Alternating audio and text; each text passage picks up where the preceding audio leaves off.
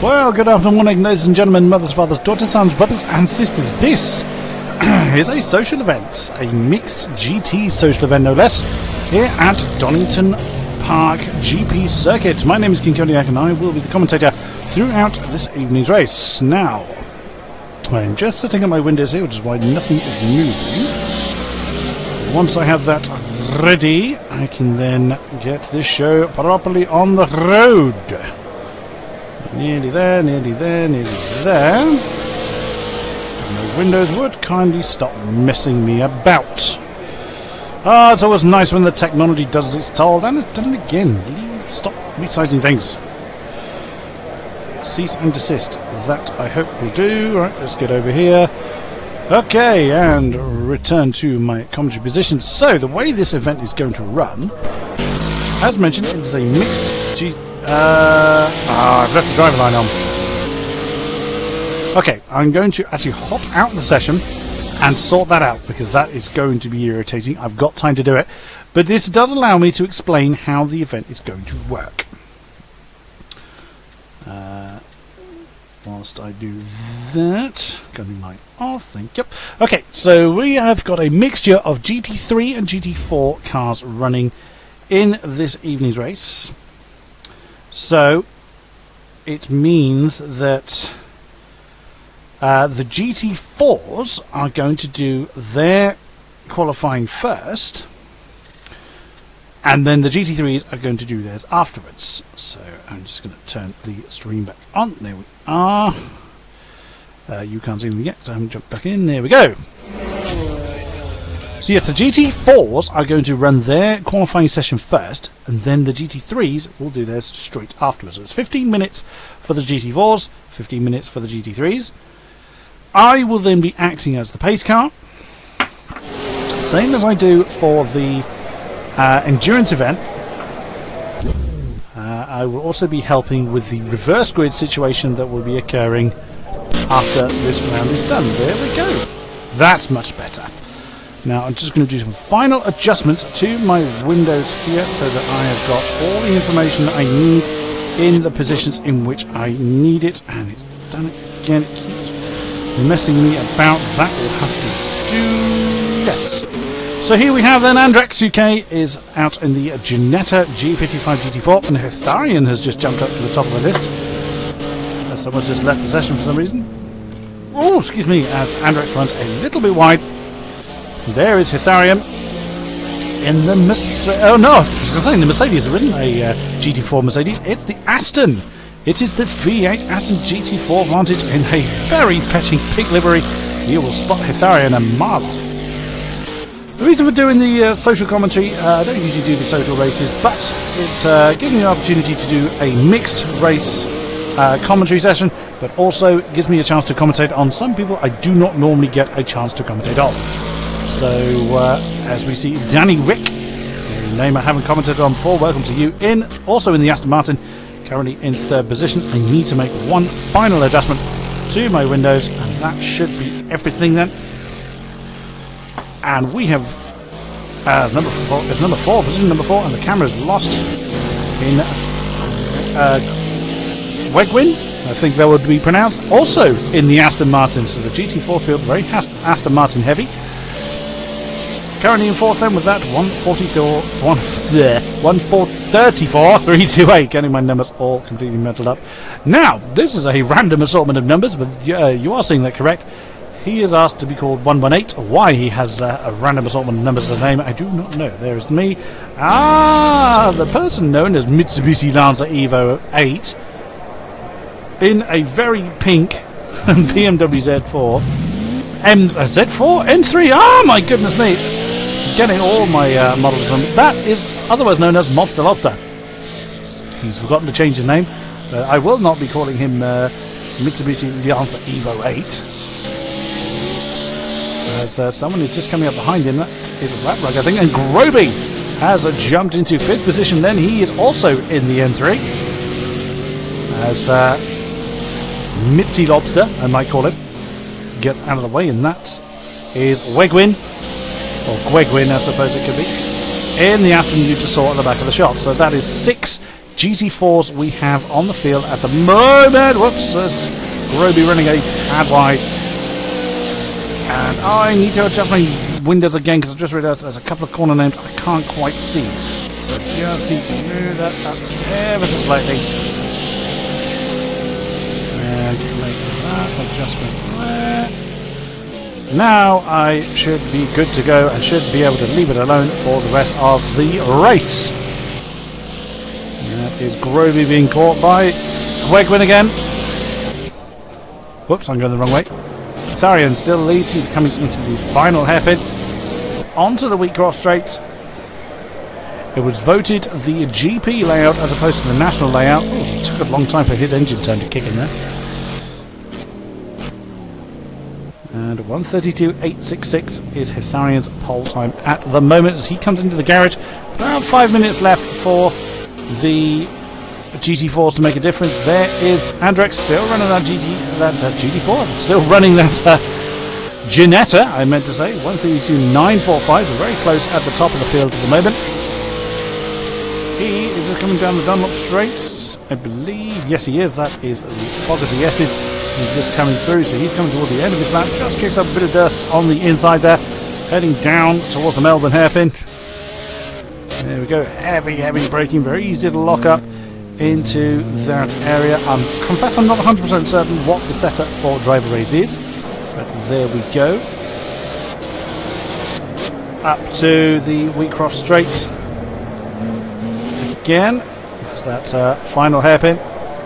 Does Andrex improve on his time? Answer: he does not. He remains in second position, but does still have time to do something about it.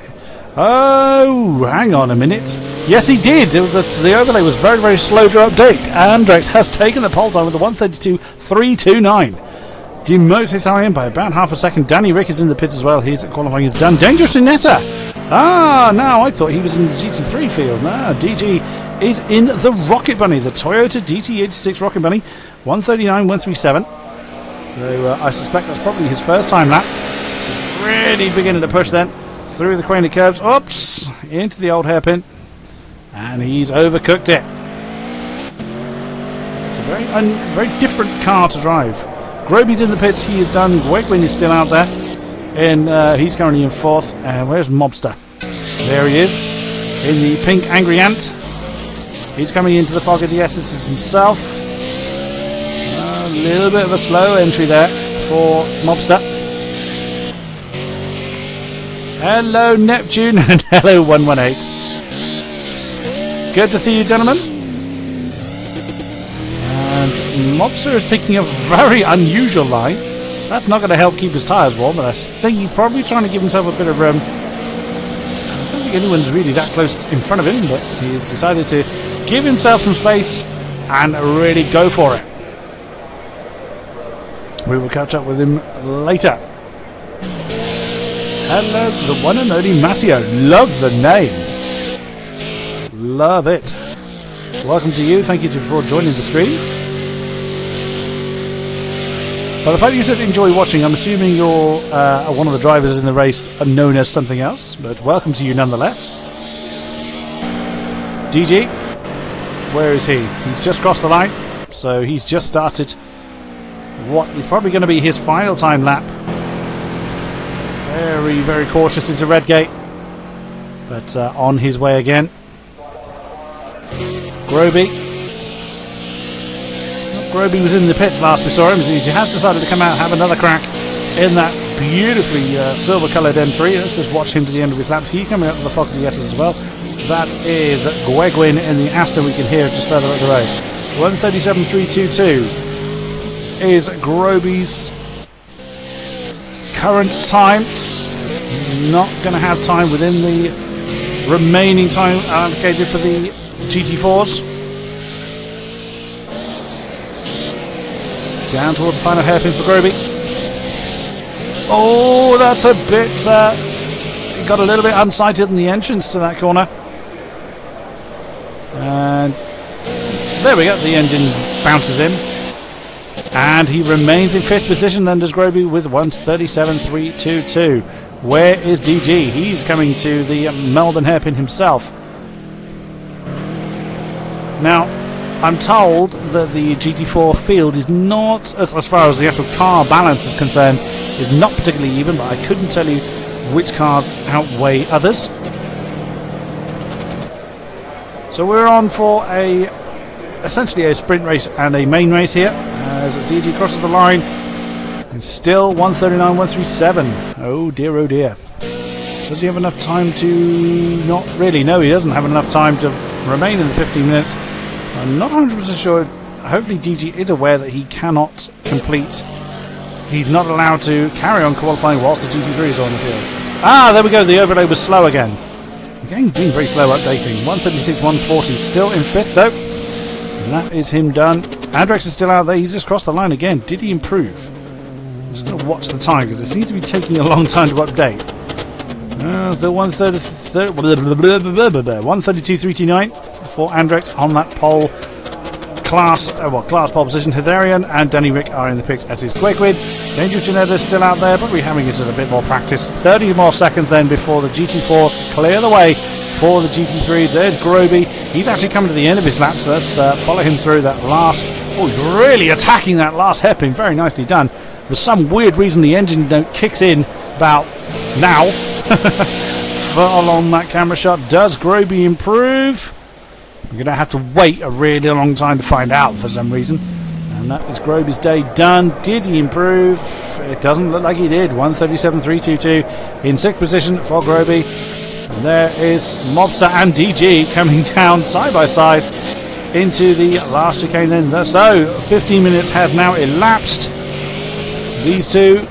And there's DG coming into the pits. Mitzi shouldn't technically be allowed to complete his lap, or the 148. He just jump over the line and then get out of the way. 144.657. So here come the GT3s then as they stream onto the field. Here is 118 then in the Z4, clearing past. That is Alfix, I believe, in the McLaren. But he has just gone past me. That was indeed Alfix in the McLaren. Ratrug. The camera's lost again because I believe he's in the Mercedes. I thought he was using the roof for some reason. I hadn't remembered that correctly. Come on, camera. There we go. So Ratrug in the Mercedes. Is he in the SLS version? He is indeed. Fast Draw. As a person I've commentated on several times, he's also in the Mercedes, and that's an Audi getting a bit out of shape. So Fast Draw is chosen to and nudge the Audi. People are getting a bit impatient to get their laps on the board. Steady on, gentlemen. The track isn't that long.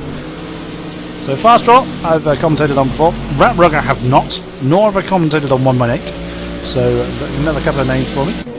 Master Sox. I can't remember if I think I have commentated on Master. I think that's how you pronounce it, or Masox. Masox probably. He's also in the McLaren, so a pair of McLarens on the field at the moment. Henry Gordon, not a name I've commentated on, so welcome to you. He is in a Aston. Yes, he is.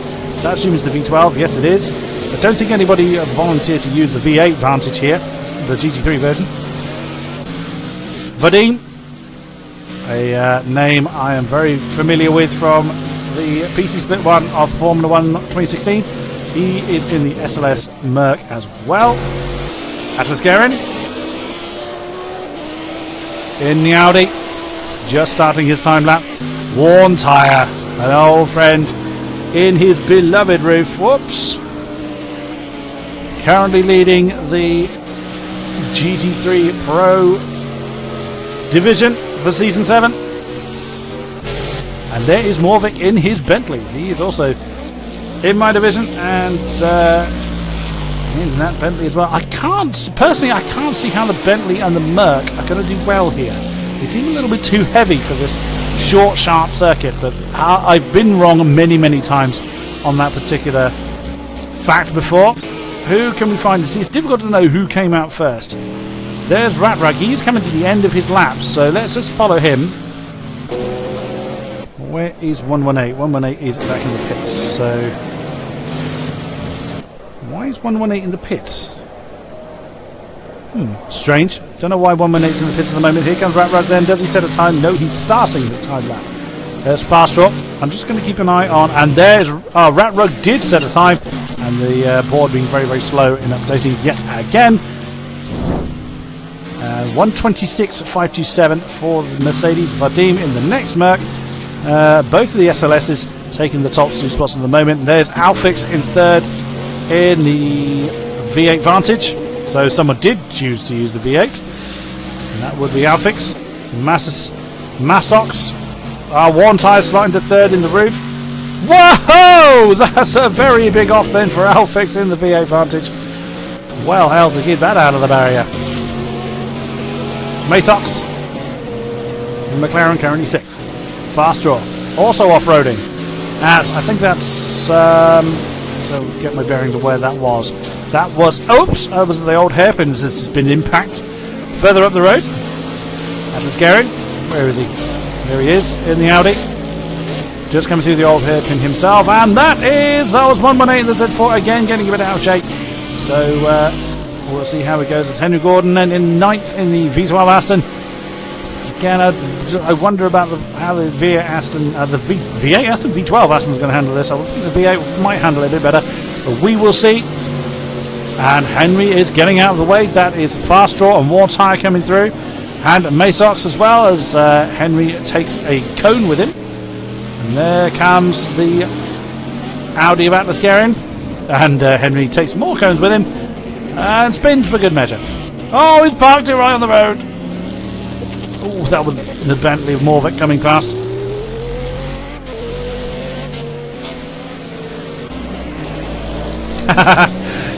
Indeed, Neptune.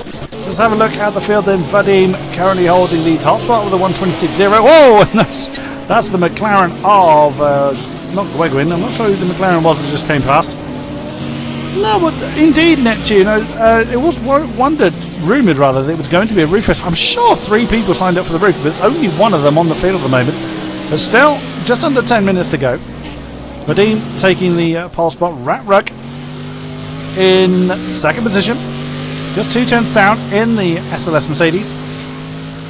Who's the only... I've forgotten who it is. Fast Draw is the only non-SLS Mercedes out there. Here he comes then.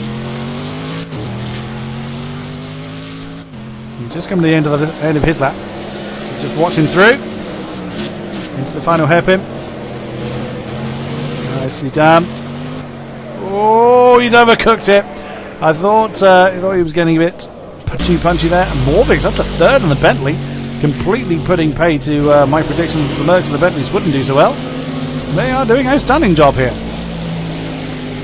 That is Vadim just getting out of his way. So again, just a couple of tenths separates Morvick and the top spot. Very close between Morvick and Ratrug at the moment. That is the Audi of Atlas Garin. Just coming around that final hairpin himself. We'll see if he improves. Currently in 8th position. And the final hairpin comes Morvick. Does he improve? From 3rd position, kicking a bit of dust over the line. We will await to see. It seems to take a while. And there is a worn tyre in the sole roof. Coming out of the pits, doesn't let Morvick improve. Worn tyre currently 4th, 126.4. Fast draw in the non-SLS Mercedes. 127.7. Chasing Alfix in the V8 Aston Martin. There he is. There's quite a gap between 5th and 6th at the moment. Massox in the McLaren, just coming out of the pits. There he is. Obviously on a low fuel run. Atlas Garin, as previously mentioned, is pulling over in the Audi, letting as Worn Tyre and Vadim through. Henry Gordon in the Aston Martin, 9th position with a 130.730. And there is 118 in the BMW, yet to set the representative ton lap time. Unless he is able to get a lap time on the board, he'll be starting near the back of the GT4 field. So let's jump down to him. There he is. On the Dunlop straight then, heading down to the Fogarty S's. Nicely done. Oh, I think Henry got a little bit out of shape there. He was just behind him. Yeah, he either got out of shape or he backed off, one or the other. And 118 going for a very, very narrow apex there. See, in the UK, 118 is a is a sort of a telephone inquiry number, so I just keep thinking of that when I see this guy's name. And over the line then, we will wait to see, unless he's just started his time. He's only gone to 14th though with a 135.4, so... Oh! How on earth did he end up spinning to the outside there? That was bizarre. Okay, I did not expect to see a spin like that. So 118 currently in the middle of the GT4 field. Let's head back up to the top of the field. Vadim, he's also on that same stretch we've just seen, down the Dunlop straight. Oh, he's cutting those corners quite. Yeah, you got it, Neptune. With Vadim, that is Alfix you've just seen coming out of the shot. Oops, and spinning as well. A lot of people struggling to get to grips with these cars. Vadim, though, can he break? Oh, a little bit. He got a bit too loose on the exit of that final hairpin. Can he get past? Oh, he does improve very, very slightly to 126.028. Just shy. If he got a smoother exit on that final hairpin, I would imagine he probably would have beaten 126. And Worn Tyre has just slotted into second, 126.043.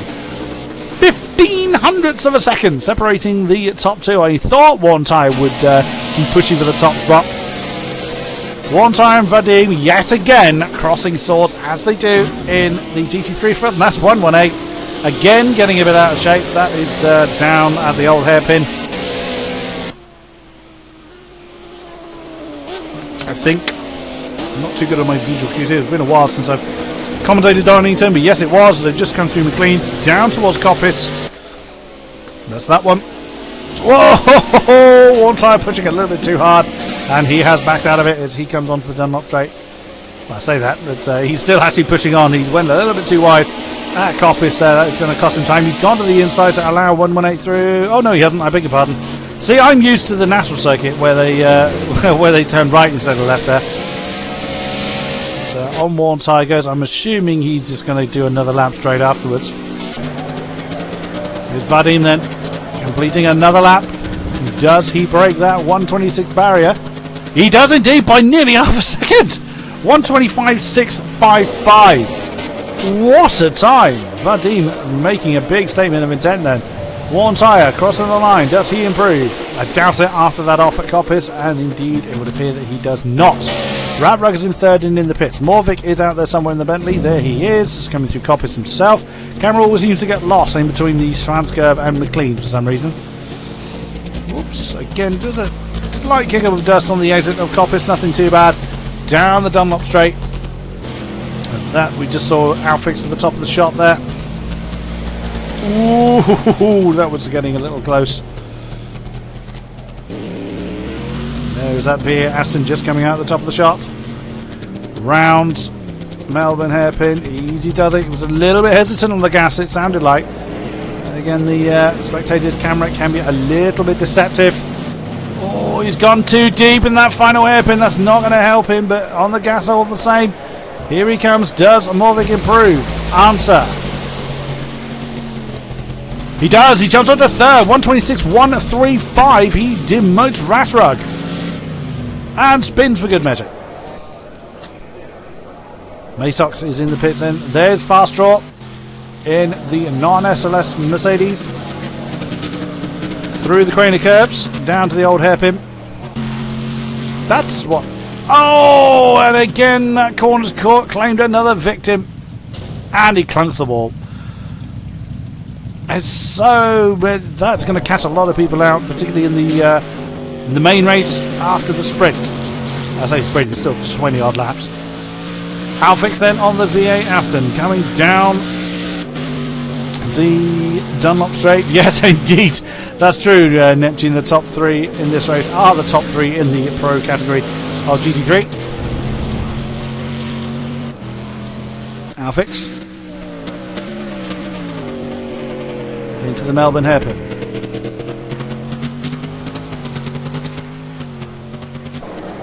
An interesting choice, I think, the V8 Aston, but We'll see how Alphys does with it. Oh, not a great entrance into that final hairpin.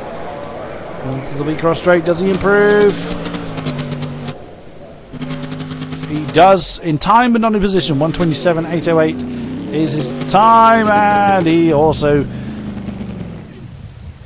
intentionally or not, gives it a bit of welly on that final turn. We have less than 1.5 minutes remaining then, as Atlas Garin is in the pits. Henry Gordon is in the... Is anyone still on track?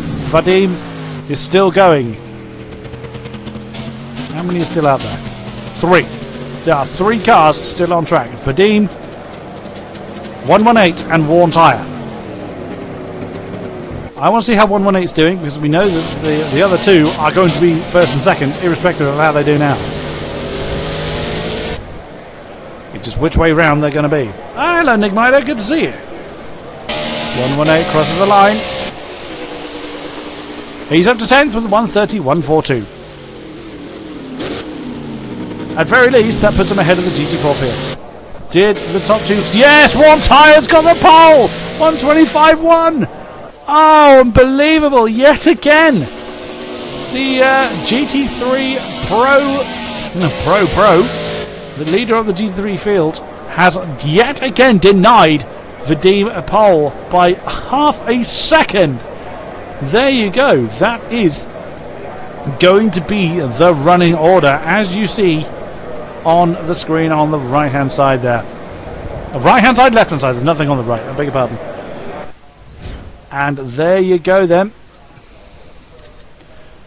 Just going to do that. So I've got the results for the reverse grid. Tell me later on. So Worn Tyre leads Vadim, Morvik, Radrug, Massox, Fastraw, Alphys, Atlas Garin, Henry Gordon, and 118 as your G3 field, as we head into a warm-up. Now I'm coming out. Now I'm like in the in the Endurance League. I'm actually in the road car. Oh, Andrik's saying that Worn Tyre did an illegal manoeuvre there and has been asked to start in second position. Interesting. We'll let the cars that want to do a warm-up through. I'm just going to head off the track again because someone's coming up behind me. Now the reason why I've come out is because I am going to be acting as pace car whilst the... Well, I've offered to act as pace car as a couple of cars coming up behind me.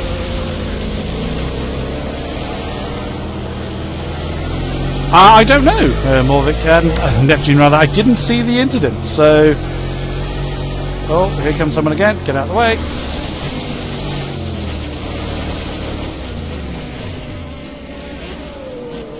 I don't want to block anyone that's actually trying to do a warm-up session. I'm just coming out basically because I'm so used to having the driver line on. I just want to kind of get used to it not being. For if I am required for pace car duties for the formation of the reverse grid later on. So the main race is being done with a reverse grid. Exactly the same to how we did the BMW 320 League. We'll have a shorter race using the grid that has just been done with the qualifying. Whoops, and that's a cut. Yeah. And then we will have a reverse grid, which is why I took the images, to form the main race later on.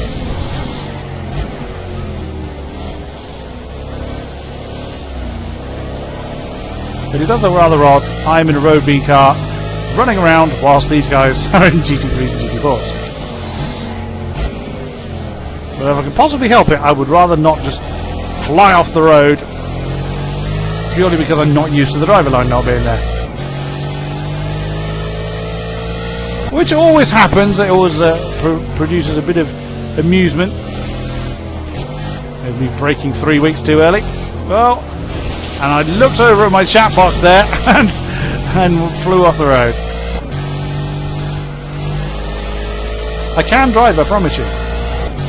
It's hard to believe that I am actually a race winner, and also I've also been disqualified from a race in the same league. Anyone that took part in the BMW 320 League in the Pro Series will know what I'm on about.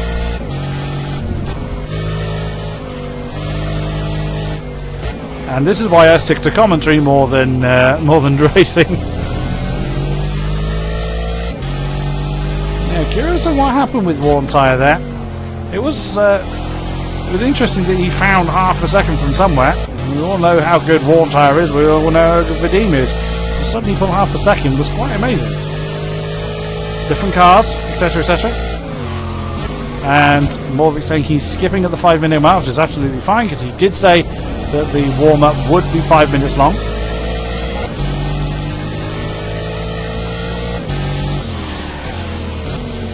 So we will get the show underway in just over 1 minute's time.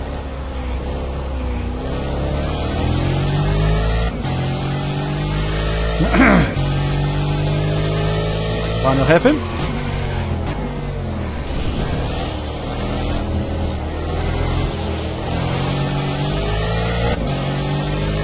On we go then. Let's see if I can do at least one clean lap. Well, I won't get to complete it anyway because I'm not going to get to the end of the lap before the timer hits 5 minutes. I'll be retiring to the pit box anyway before then.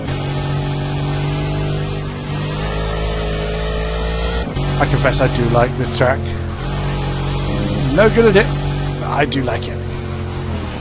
Oops, again, braked while turning and ended up heading into the infield, and I am going to return to the pit box now and get ready to go.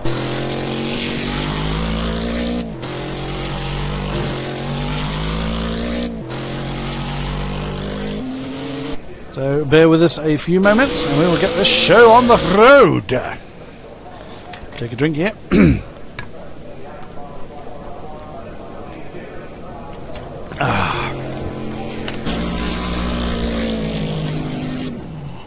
Whoa, excuse me. People should be returning to the pits. And some people are not. As yet. Oh, no sooner do I say that, but we are getting underway then. I do like the noise of that car.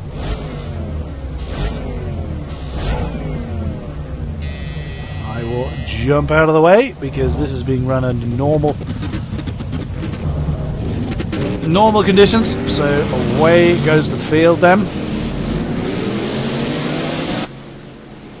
Vadim leading the way. Worn Tyre has indeed allowed Vadim to take the pole spot.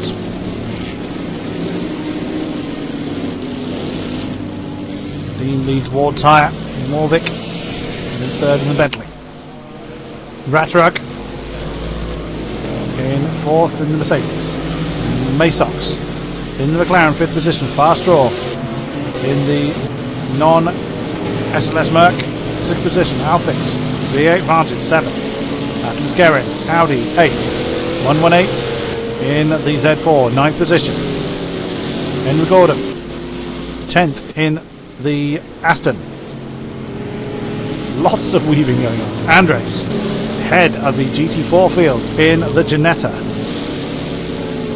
Danny Rick, Aston Martin, hitting the formation points fairly soon. Gwegwin, also Aston Martin, third position in class, 13th overall. Dangerous Ginetta in the Toyota GT86. Groby, 15th in the M3. Mobster, M3. Pitharian in the Aston, and then there's me. The GT3s should be beginning to form pretty quickly, though they haven't, interestingly enough. I wonder why the GT3s have not formed.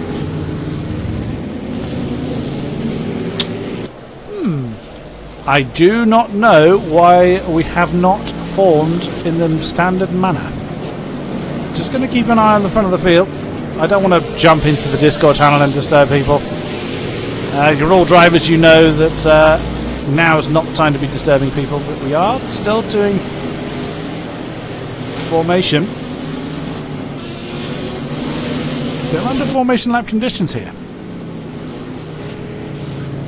Interesting. Not 100% sure why. Oops, there's a Danger Janetta and Gregwin spot. So on to another formation lap then, it would seem. Although GT3 field seems to be quite a bit slower this time than it was before.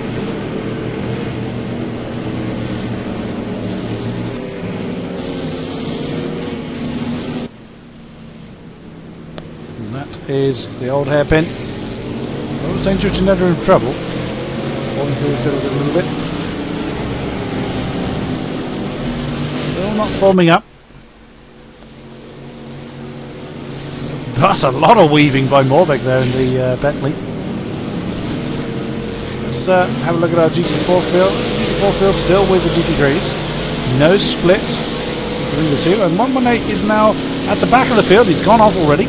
Oops! It's nearly running to the back of Henry Gordon, who nearly ran to the back of Atlas Garin. But they continue all the same. Are we going to form? Okay. I'm expecting the field to form. Aha! It looks like the GT3 field has now formed. This will be interesting for those that are unfamiliar with it, such as 118 here. So we should be seeing the GT4s forming. I think their formation point is slightly different to the GT3s. I've got a feeling their formation point along here. So we should be seeing the GT4. There they go. The GT4s are now forming. There they go. Yeah, I had a feeling the GT4 formation point was at a different position to the 3s. So the GT3s, again, exactly the same as the Endurance League. As you can see, there's a gap forming between the GT3s and GT4s. That is perfectly intentional. So at the start of the GT3s gets underway, and then the GT4s will be slightly delayed from that point, just so they're not all tripping over one another. Any moment now, Vadim will get the hammer down and get this race underway, and away we go. We are racing here at Donnington Park, and Radroad's had a fairly good run, and has Radroad's gone up to third. Then he's demoted Morvik. Morvik has had a terrible start. The top two still in their original position.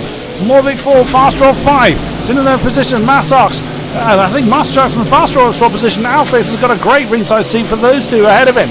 Oh, and that's the Mercedes going defensive to the inside line, keeping on their position, actually cutting the track there. Goodness me. Yes, Atlas going right in there as well. 118's already falling off the back, and there's Henry Gordon. The GT4s have now started. Andres has sprinted away from the front of the GT4s. Danny Rick holding second. Gregwin, damn cameras. Gregwin is right on the case of Danny Rick in that 13th position. Dangerous Janetta in the Toyota in 4th. Groby 15th. 4th, 15th, you know what I mean. Hitharian and Mobster's in trouble. He'd fallen right. He must have had a spin somewhere. He's really down. Vadim. Vadim. I keep getting that wrong. So we have a cluster of 4 then, broken away to the top of the GT3 field. Vadim is being pursued by Worn Tyre. That's a phrase I'm very familiar to saying. With Ratrug fending off Morvik. There's Masox that has demoted Fastraw. I know he's retaken the position from Fastraw, I beg your pardon. The McLaren back ahead of the Mercedes. He's gone too deep into that last turn, but it looks like Fastraw followed him pretty much line by line. Morvik as yet unable to challenge the Mercedes ahead of him. Further down the field, there's Alfix in the V8. Aston being chased by Atlas Garin. Oh, he's gone a little bit wide at Redgate. That's not going to help him. Oh, that's Henry Gordon going very wide. 118 is hanging on to the back of Henry then. And there the GT4s then. Let's have a quick look through them. Andrex still leads the way. Danny Rick is right there with him. Not far behind. Gregwin. And the cameras are going to constantly get lost, unfortunately. And Andrex has not been able to break away from Danny Rick. And yeah, Gregwin is not too far behind in his Aston. Dangerous Janetta is not able to keep up with those ahead of him. I wonder if he's regretting his choice of the Toyota now. But keeping up with him is Hitharian in the V8 Aston. V8 Aston, of course it is, no V12 Aston in the GT4 field. There's Groby in the M3, looking to try and pressure for another position, but Mobster is way behind in the M3. 25 seconds. Good grief, he's had a terrible run. He spun it. He spun it. That's a terrible off for Monster. He's having a terrible run here. That's the old hairpin he's gone off at. Goodness me, and that's me in the pits. Back to the front there, Vadim is keeping one tire at bay just about. I doubt Vadim's going to trust that Radra can keep up, but oh, that's Danger Generator and Hetharian swap position. Let's get down to them, and there they are, look! Oh, that's a manoeuvre by DG, but he can't get back at the Aston as they come through the Melbourne hairpin, but getting very, very close was these two for race and class lead. That is Vadim currently leading one tyre. Down to the old hairpin. Oh, a bit twitchy there for Vadim in the Mercedes, but keeps it going. Under a lot of pressure by the roof. These two breaking away from the field, and that's 118 in trouble. 118 is in trouble. Let's catch up with him. There he is. The Z4 is off. I can't tell what that is. That's after Redgate. So he's well and truly buried the car. He's back on the field, but he's a long, long way down near the back of the GT4 field. And away he goes then. So he's got a lot of ground to try and make up. Let's get back up to the front then. Vadim and one tyre breaking away from the rest of the pack. Although Ratruck's saying that, Ratruck is around about a second away from the back of one tyre. So not an easy position. Oh, one tyre getting very, very close to Vadim there. On they go, heading up towards the final hairpin again.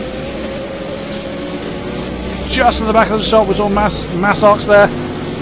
One tyre keeping a very tight line. We saw that a lot in the GT3 league races, where one tyre takes a much tighter apex, whereas Vadim goes for a wider entry for a faster exit. So we will see how that pays off. To go on board with one tyre, which I spend most of my time doing when these two are in battle.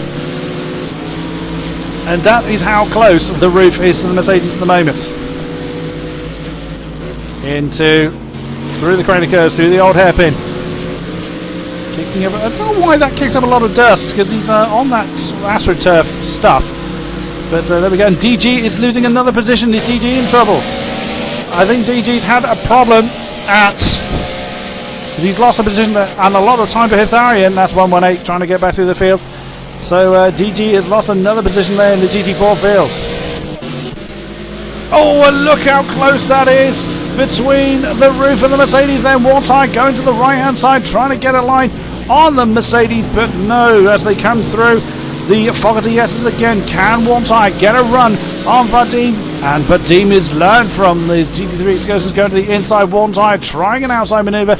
Oh no, look at this. That is Ratrug that's getting really, really close to the battle for the front. Four-way battle then for the lead here at, we've just, 118's retired. 118 has chosen to retire from this race. That's why he suddenly jumped up to the front of the field.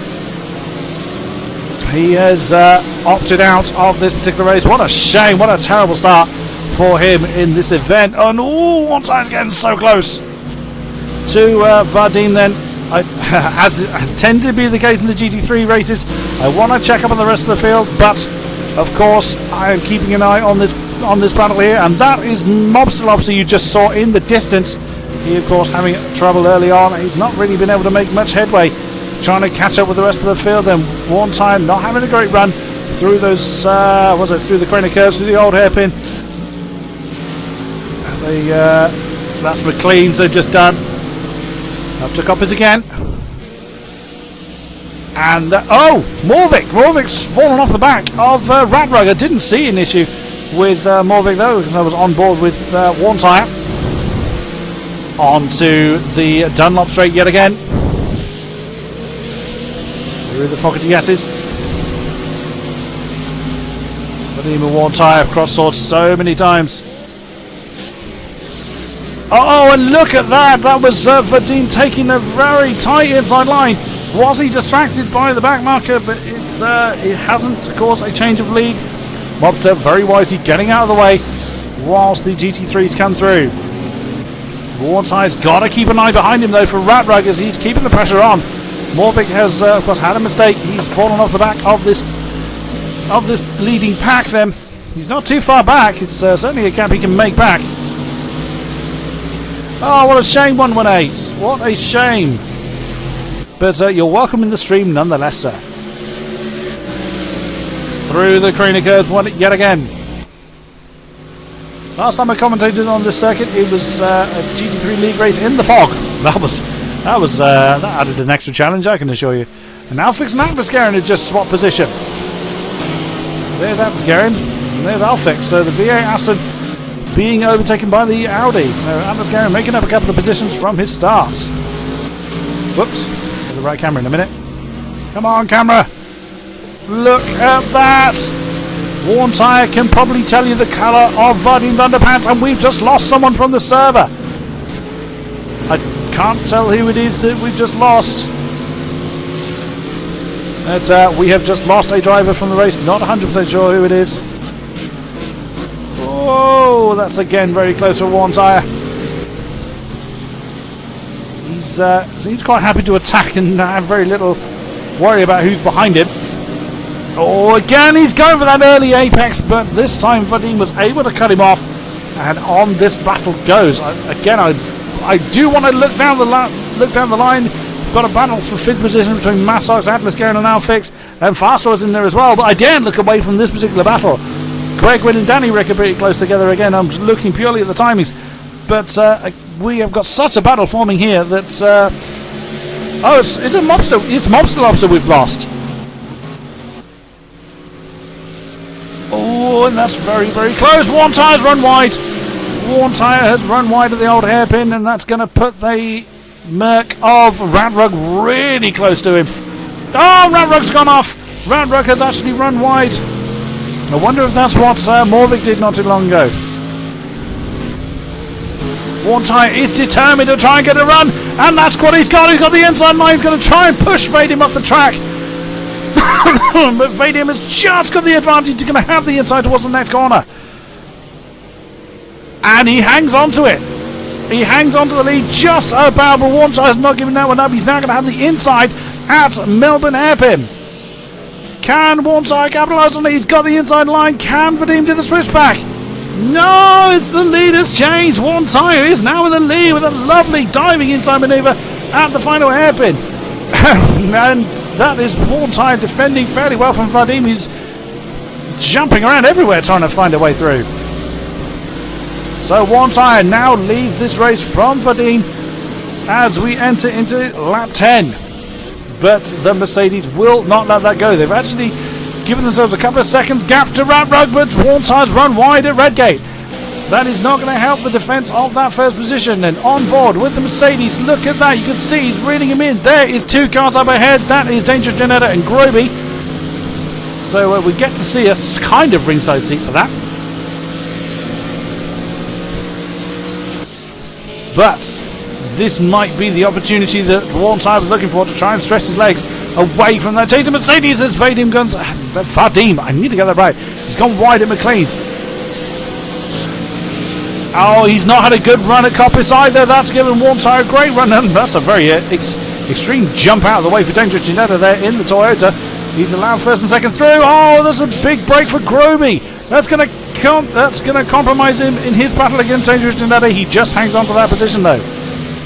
Worn Tyre now has a second and a half or so advantage over Vadim. Absolutely, Nick Mido. As they head up towards, I really think the roof is going to have the advantage over the Mercedes in this particular track, but we will see. We will see. Across the line they go then. That is 1.5 seconds to Worn Tyre's advantage at this point. So and that's Hitharin and Gwegwin. I now have a chance to have a look at other people. And Gwegwin's in trouble. He's come off somewhere. Where is that? That is at in between Starkey's Bridge and Schwanzkurve. I now get the opportunity to have a look at everybody else. Now that the lead battle. Oh, and that's a very wide line that Worn Tyre's taken there at the through the Crane curves. Vadim will be able to capitalise on any mistake Worn Tyre potentially makes. Slightly wide there, but that's quite a familiar line that people are taking there as they come through McLean's and into Coppice again. Worn Tyre, lovely smooth line through there, and he is able to stretch his legs from Vadim. There's Radrug not too far behind, but Morvik has had a terrible run somewhere. He's nearly 20 seconds down from those he was previously chasing, so he's made a terrible mistake somewhere. Let's have a look through the field then. There's Massox still defending from the Audi of Atlas Garen for fifth position rather. And half a second back is this man Alfix in the Veer Astons. They come down the Dunlop straight towards the Fogarty S's. There was a big face full of dirt there, kicked up by the Audi. Fastraw in the Mercedes. Bounces over the Fogarty S's on his way. Henry Gordon's quite a way down from that particular battle, but continues on all the same. Leading the GT4 field is Andrex. He is on his own well and truly. Over 10 seconds lead to himself over this man Danny Rick in the Aston.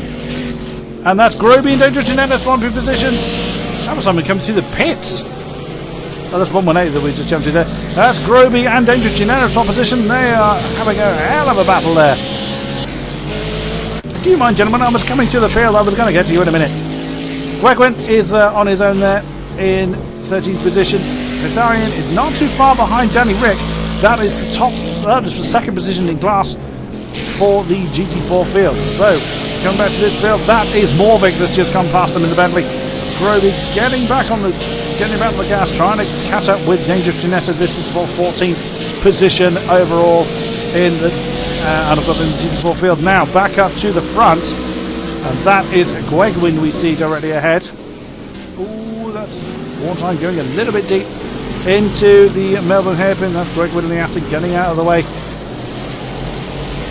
Warnside can afford to manage his pace a little bit now. He's got a couple of seconds there or thereabouts over the race lead. No, it depends on the league you're going for, 118. The GT3 field currently allow the use of ABS and traction control, but not stability control. So the Z4 also utilises stability control, which you could not use in the leagues, as stability control has been banned, but you can use the other two driver aids. If it was the F1 leagues, there are rules on which assist you can use. Oh, Dangerous and Groby again. Let's get back down to that particular battle. There they are. So it was on that last turn that Groby was in the M3, and he's weaving everywhere to try and keep the Rocket Bunny behind him. So that's quite a battle that we've got here for 14th position. Tharian is pretty close to his fellow Aston ahead. That's Danny Rick. This is for third in class of the GT4 field, and that's DG. Oh, Groby! Just as we come back to him, he's gone backwards, but there must have been impact as Dangerous Janetta has slowed. Groby's back on the way again, but Dangerous Janetta has purposely slowed down. Oh, no way, the force feedback bug, no way. And what's going on? Fastraw is out. Fastraw is retired from the race and in the Mercedes. Oh, that's Worn Tyre Race Leader getting held up behind Hitharian. Not Hitharian's fault, it's just unfortunate timing there as Worn Tyre goes on the inside of those two Astons, having their battle for 10th position. And Vadim needs to do the same. Vadim still in sight of Worn Tyre, but is definitely losing ground. And where's Morvik? There he is. He's lost fourth. He's lost fourth to the McLaren, and that's the Audi of Atlas Garen right behind him. So he's having a torrid time. He started well. It's all gone wrong for Morvik. As Fastraw, of course, continues to fall through the field. So we have a three-way battle here then for 4th position with the McLaren of Massox, however you pronounce it. Oops, and that's Atlas Garen running a little bit wide there. And that is Alfix straight behind them. So it's becoming a 4-way battle here. 4th, 5th, 6th and 7th. All in very, very close proximity. Ooh, that's McLaren running wide. That could give more victory and momentum he needs on board with the Bentley. As we come through the corner curves up to the old hairpin. No, well positioned by Masox there. That's Dangerous Janetta and Groby coming past Fastraw as his car returns to the bottom of the pack. Onto the Dunlop straight there for this battle. Can Morby do anything about it? On board with the Bentley. He's going to run out of room before he gets to the Fogarty S's. Come on, camera. There we go. Whoa, and that's Alfix running really deep He's going to have to get out of it, and that's an inside run for Morvik. He's going to get the inside line at the Melbourne hairpin. Oh, can the McLaren hold it around the outside? It doesn't look like it. The Bentley's held onto it, but now Maysox is going to have the inside line towards the final hairpin, side by side. Heading into the braking zone, and the McLaren's back ahead. He's gone very, very deep. Can Morvik do anything about it? Still side by side. Oh, McLaren runs wide. Maysox is thrown a little bit wide at the exit of the final hairpin. Over the line. Can the Bentley do anything about it? Nope, he has to maintain the position then. As they complete another lap. Goodness me. Morvik is really struggling to keep that beast on the track. But of course, Morvik really having to defend as well. He's going to have to think about defensive manoeuvres against Atlascar into that Audi, and that's McLaren going wide again at Hollywood into the corner curves. But Morvik can't do anything about it. There's on board again with the Bentley, and oh, what a move! What a cheeky move by the Audi of Atlascar, and unfortunately it didn't come off the impact between the two. And that is surely, yeah, there's a flash of lights by the Bentley of Morvik there. Surely Atlascar is going to have to give that one back. He's still going though. Unbelievable, Atlascar did not give that position back. Morvik is going to be fuming at that, and there. So Morvik actually had to do a pass then. Atlascar should have backed off really on the Dunlop straight. He should have allowed Morvik through instead of making Morvik do a pass to the Fogarty S's. Morvik will be incensed at that as Atlascar gets a little bit of a slide on at that Melbourne hairpin. As Maysox has just come past Gwegwin and on his way again, a little bit wide there, but still a three-way battle here. It's now 5th, 6th and 7th as opposed to a four-way battle with Maysox as he's able to get about, what's he got to himself there? Timings would catch up with me. It's about 3.7 seconds Maysox and the McLaren has over the Bentley. But that is Atlascar and Alfix in very, very short succession to the Bentley then, and that is not where Morvik wants to be catching someone. You may flash your lights, but that Aston can't just float away, Morvik. And there we go, that is Gwegwin trying to keep to the right to allow the GT3s through. Again, it is up to the chaser to do something about it, and that's Atlascar and Alfix side by side. That's where the Audi and the Bentley came together last lap at McLean's. And Alfix has to remain in 7th position. Can he get a better run than the Audi? It looks like he does. He's going to cut to the inside. That's on the back straight. That's Dunlop straight then. But no, the Audi able to get on the gas and get back in front of the Aston. The Aston's not letting that one go though. That is Gwegwin in the background there. So again, that's allowed the Bentley to get away from these two a little bit. Morvik able to stretch his legs slightly from Atlascar through Melbourne hairpin once again. Up towards the final hairpin. Oh, both cars going very, very deep into that last hairpin. But on they go nonetheless. And let's check in with everybody, see where everybody is. Worn tyre in the roof. He's just hit the Dunlop straight. Vadine in the Mercedes. 6 seconds or so down. That's Groby in dangerous. Ginetta swapping position again. And that's why Groby is in the wall. He's not moving. That is so he's had a big spin. That was in between Starkey's Bridge and Swanskurve. Oh, and he is out. This race has claimed another victim then with 13 runners still going.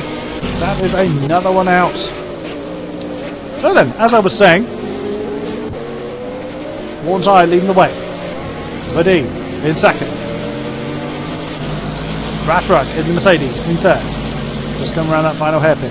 6 laps to go. Maysox about 25 seconds down, there or thereabouts from the podium 3, but still continuing his own run at the moment. Morvik now free of Atlascar and Alfix is really beginning to push on. In 5th position, trying to chase down the McLaren. Atlascar in the Audi, keeping the V8 Aston of Alfix behind at the moment. 7th is Alfix, as previously mentioned. That's dangerous Ginetta and Groby again. Why are those two from position? Oh, because Groby was out. Yes, we knew that. I do have a memory in my head, honestly. It's just not very good. as we were then. Oh, and that's Alfix having a run at Atlascaring. Is he going to try an outside maneuver at Redgate? He thinks better of it. Oh, I think Alfix had to get out of that a little bit to avoid hitting the back of the Audi. But, the Audi certainly has the pace over the Via Aston at the moment. As they come through Hollywood. Whoops, slight bit of dust there. Through the crater curves, up to the old hairpin. No, I'm sorry, I'm getting that completely wrong. That's McLean's. Beg your pardon. Up towards Coppice then. Can Alfred do anything about it? And again, he's just not got the pace. Look at how the Audi can pull away from the Via Aston on Dunlop Straight. Henry Gordon is the last of the GT3 field. He is in 8th position. That is actually Rat Rug's Mercedes coming up to lap him. That's Vadim, 2nd place. Andrex then, barely looked at him all race long. He's leading the GT4 field in the Ginetta. There's Itharian, 2nd place in class, 10th overall in the Aston Martin. He is 18, nearly 19 seconds down from Andrex. But right behind him is Danny Rick. That is Masox in the McLaren, just coming up to lap them. 5 laps to go in this race. Danny Rick. There's Gwegwin in the next Aston, just coming to cross the line. Dangerous Ginetta. He is quite some way down. He's nearly a full lap down from Gwegwin in 12th. So quite some distance then as he's coming through McLean's. Whoops, can you get a bit of dust there? And there is Atlascaring. Oh no, beg your pardon, that was old hairpin he was kicking dust up at. See, from this old hairpin and McLean's look nearly the same from this view. And that is your remaining runners. One tyre begins lap 20 then with 4 to go. There's Vadim. Tyres now beginning to get a little bit tired. Whoops. Bit of dust being kicked up there. Rat Rug. Masox then. That is, oh blimey, look at how the Bentley of Morvay's been able to close him in. Also, one thing I've been meaning to do is look at lap times. The best lap is Warren Tyre. Warren Tyre, the only one to get under 126. Whoops, that's Bentley, the Bentley of Morvick going a little bit wide at that final hairpin. 125.79 for the roof then. Goodness me, last lap around, Vardy was actually 1.1 seconds quicker than Warren Tyre. Warren Tyre making a bit of a mistake there, or getting caught up with back markers. So there might be a battle for the lead yet if Warren Tyre gets a little bit caught somewhere, or he makes a mistake of some description. But this is, I think, it's one battle we have. It is here for 4th position, but this is another one. It's Atlascaring and Alfix still battling for that 6th position. The Audi and the Aston have been locked in battle for quite a number of laps now. Oh, that's Atlascaring very, very wide. That is going to give the momentum to the Aston, and through the 6th position goes Alfix. Just as he gets to McLean's. Can he hang on to it though? It is going to be a case of he's surely Atlascaring has shown the pace along that Dunlop Straight. Can he do anything about it now? He's gaining, but he's not going to gain quick enough. No, V8. Oh, that was nearly impact between the two. Alfix then in that 6th position. He's got a lot of defending to do, and he's got another 3 laps to do it. Oh, is Atlas going to look for a dive bomb on the inside at Melbourne? He is. Very nicely done by both drivers. Side by side along that short straight up to the final hairpin, but nope, the V8 Vartas just manages to get ahead. That is Danny Rick and Hitharian. That battle for 10th position between the 2 Aston Martins. Oh, and very wide there on the weak cross straight there for Atlascaring. We actually have 2 different battles here as Atlascaring dives on the inside of Redgate, but does not make it stick. Unfortunately, it's a little bit too quick for a manoeuvre like that, but we've seen it done before. Oh, Vadim's in trouble. Vadim's in trouble. I just looked up and saw the timing. He's had a problem around the Fogarty S's somewhere. He's lost that 2nd position to Rat Rug. the Mercedes pair have swapped round, and Vadim is continuing. And look at that! Oh, Atlas Garen capitalising on the fact that the Aston got caught out behind one of the GT4 Astons. There's a bit of a nudge there by Alfix.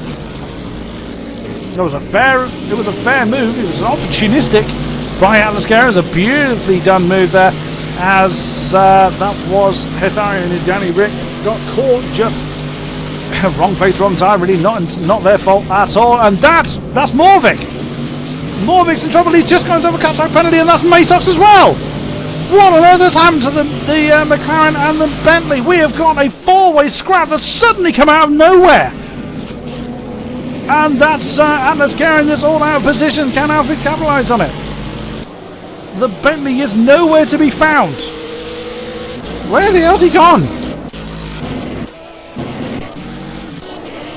Morvik has retired. Morvik has retired in the closing stages of the race.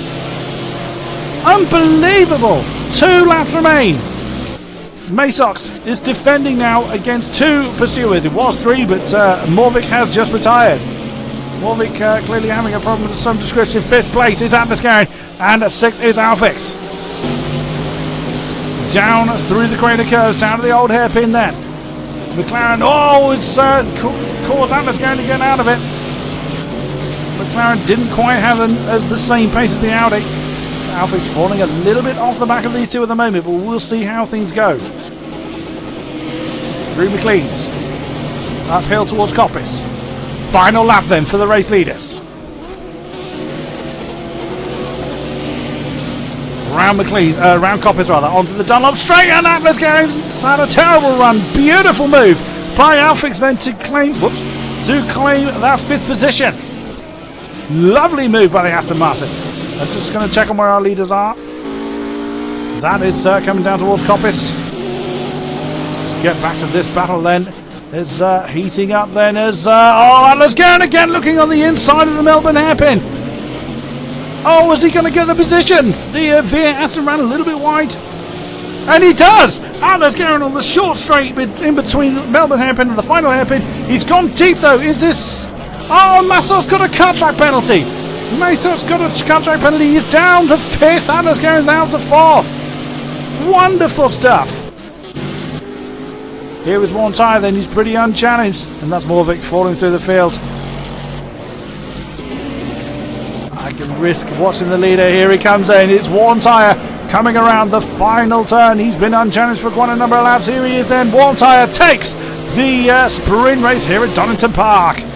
Radbrook just about manages to fend off Vadim for that 2nd position. Nicely done then. The Mercedes come over the line to take 2nd and 3rd. We get back to the battle for 4th then between Atlas Garen, Alfix and Masox is a little bit too far back.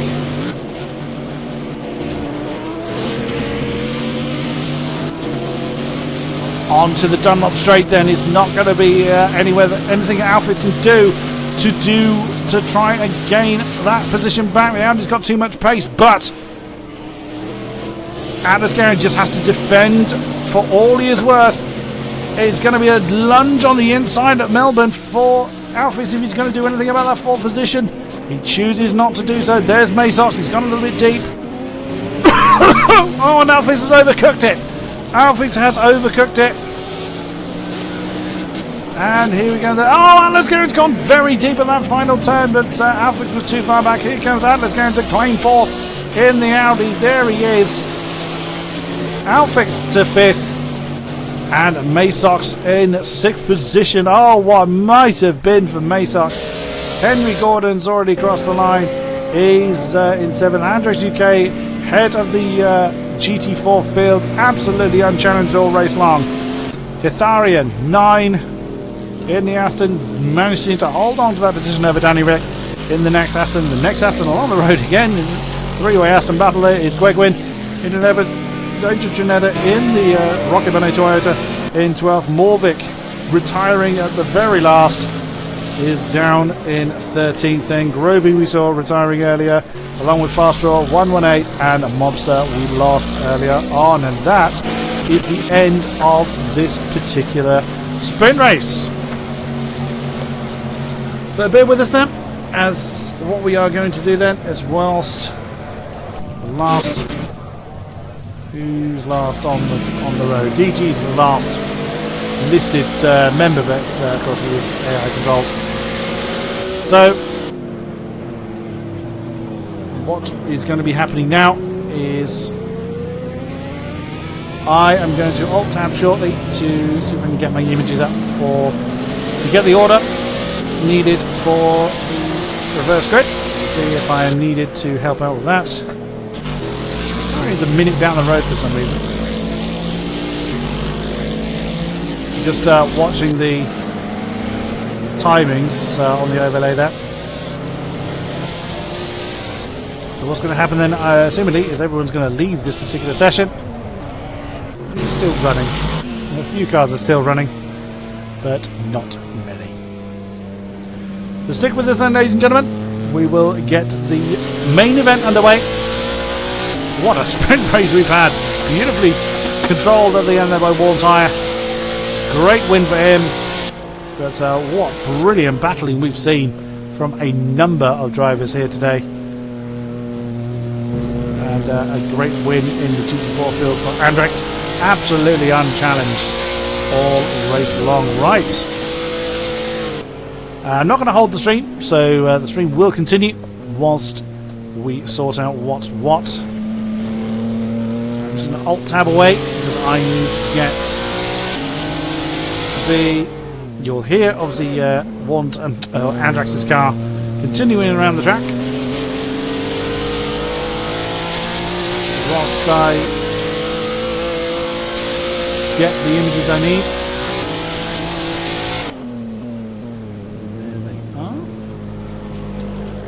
So also going to be hopping into Discord to see if I am required for pace car duty and to see if I'm needed for the helping out with that reverse grid. So bear with me. It's just going to mute the sound whilst I do so the stream will appear to have paused, but I will be back with you shortly.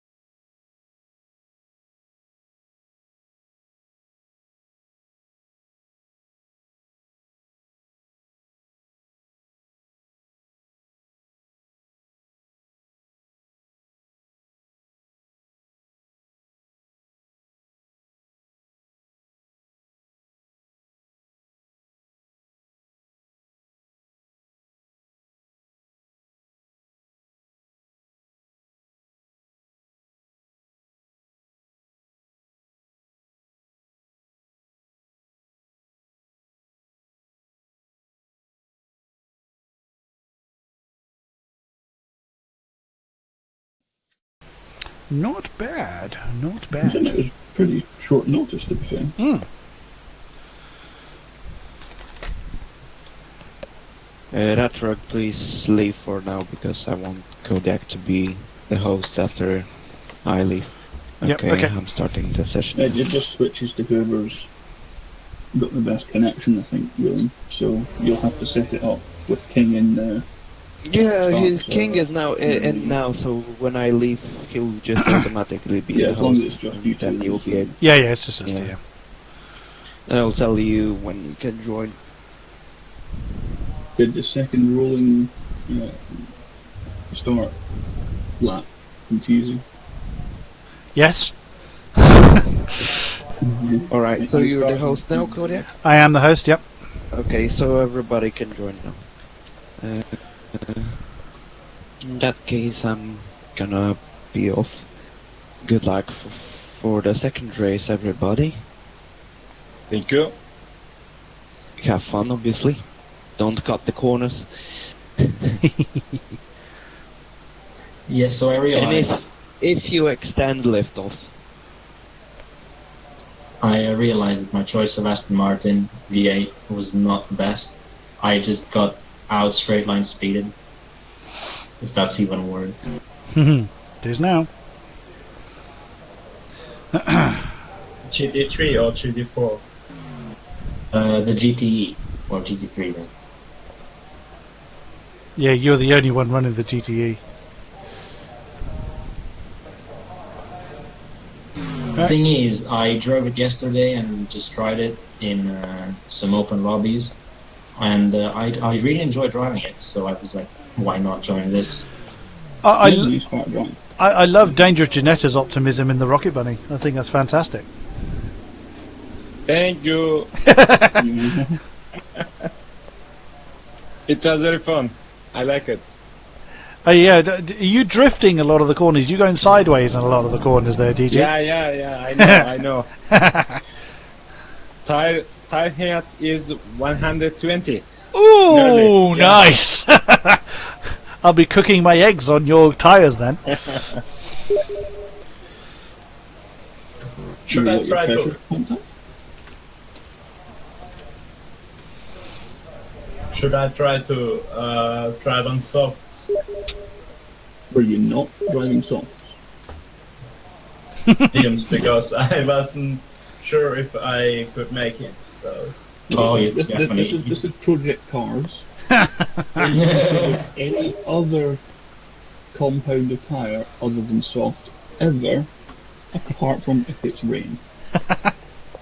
And even then it's medium. A medium tyre compound will be almost about a half a second to a second a lap slower, depending on the track, and you'll probably only gain about 2, 3, maybe 4 laps of distance out of it, so it's absolutely not worth it. The hards are about another half a second to a second slower again, and you'll probably get another 4 or 5 laps beyond that again as well, so again, absolutely not worth it.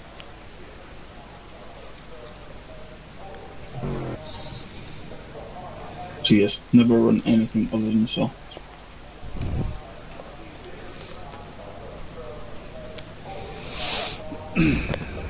I've got 10 of you in.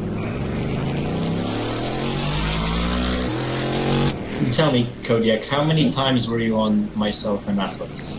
And that P5 around there? I lost count. I've got 13 in the lobby at the moment, I think. I've got 11 on, 12 on Circuit, including me. I think Robbie is joining. I think. Okay. So Morvik's not with us, is that right? Yes. Yeah, I've got 12.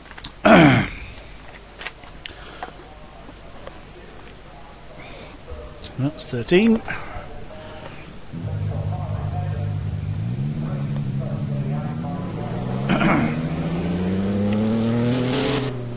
So when out laughing GT4 cars. It's fun. makes for a happy Andrex. So when everybody's in, we'll get everybody back in the garage and I will skip, and then Do you want me to do the pace car bit, or just read out the names? Yeah, it's up to you. You can do a pace car if you want to. Oh, why not? Why not? Add a little bit to it. Well, that's 118 is back. So who are we missing? We're missing. I haven't got the skin for the safety car, so. Oh, it doesn't matter. That's why I'm in a road car. It just gives me practice for being the pace car when we do the endurance league in 3 weeks. Yeah, it's about that. Yeah. Something like that, isn't it?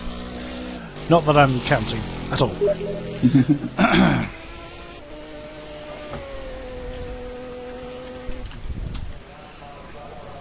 Who are we missing? We're missing Mobster Lobster. We are missing Danny Rick.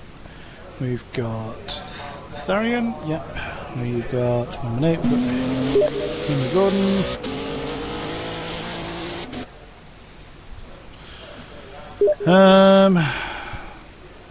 It's going to be. Are we doing the 2 formation laps again? No. Depending on if anything happens at the start. Okay.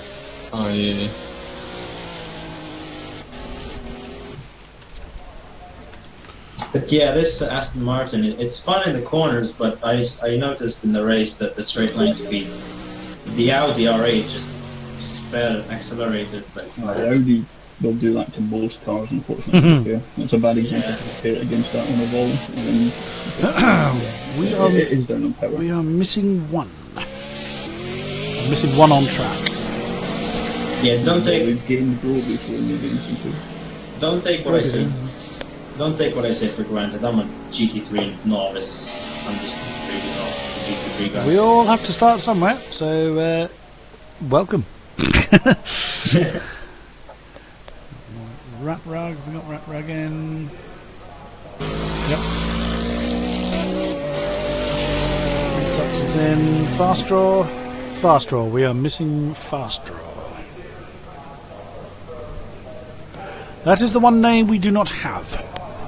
He was just spectating. He kind of quit out. Oh, he said. I think he tried saying that he wasn't going to race the second one. He said it in the chat, something like that. Yeah, I think so. And probably concentration loss, same reason as Morvick, I think. Something like that. He's not running Project Cars, so I'll just give him a quick message, and if he's not racing, then we will get this underway. I think a good thing that's happened is I got a Wi-Fi extender, and that little thing also has the option to connect it with an Ethernet cable to the PC, and doing that I fixed the majority of my ping loss, so I can actually play online games again. Sweet. No more crazy teleporting around the place. No more warping. Yay! Okay, Fast Draw is not racing, so... No, we're still one So short. you will race instead of him? Well, we'll carry on with that, but we're still one short. We're missing that. Right, one tire, we've got Vadim, we've got Morvik's not here, Rat Rug is there. Masox, I saw your name, yep, that's there. Fast Draw, no. Alfix, they're there. Atmoscarin is there. Henry Gordon's there. 118 is there. Andrax, you're here, I saw you, yes. Itharian is here. Danny Rick is there. Gwegwin is there. DG is there. Yeah. Groby is the only one. Oh no, Groby's there. No, It's Mobster. Mobster's the only one. If he's not online, then I will get this underway. I will start at the end of the field, Chris. Are we waiting on you then, Mobster? No. It's Groby. Oh, Groby. Oh, beg your pardon. Oh, you're going to start at the back. Okay. I will start at the end of the field. Well, again, Mobster's not... Oops. He's not running Project Cars, so I'll just double check what he's doing. And that then should be everybody.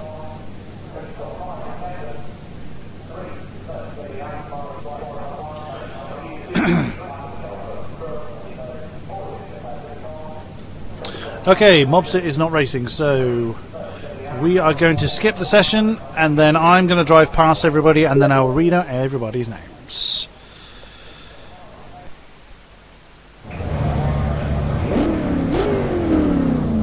And of course I'm at the back. And I will try and do this without crashing into anything or anyone. But everyone stay still, please. I'm going to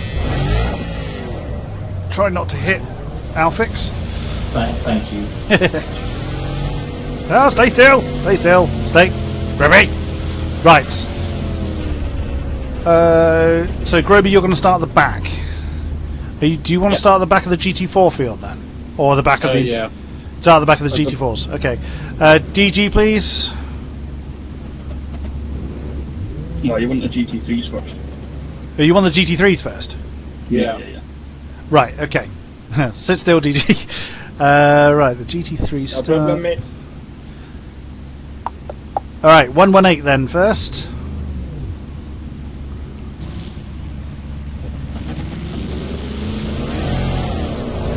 Okay, Henry Gordon second.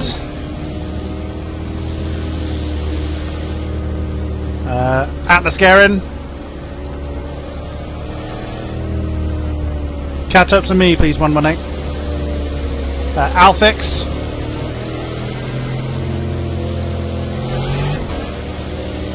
Fastraw's not here. Masox.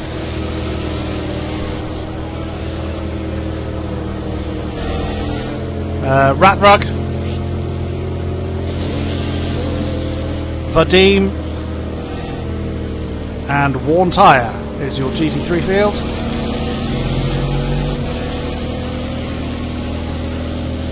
GT4s.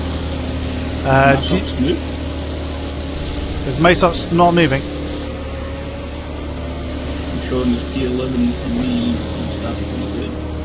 Super. Well, I'm driving. Can somebody double check if he's... if he's... oh, okay. Right, DG.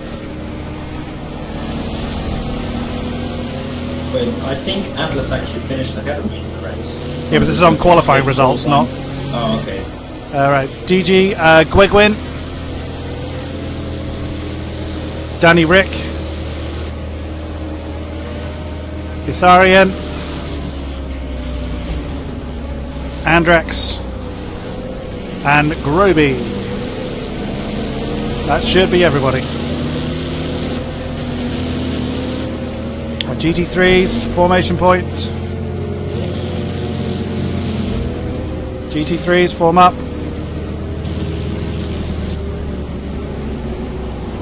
No fixture on the right. Oh, Mesos has got a wheel failure. No way.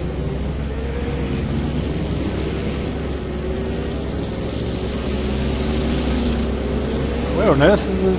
Oh, I left it too long before calling the GT4s, didn't I?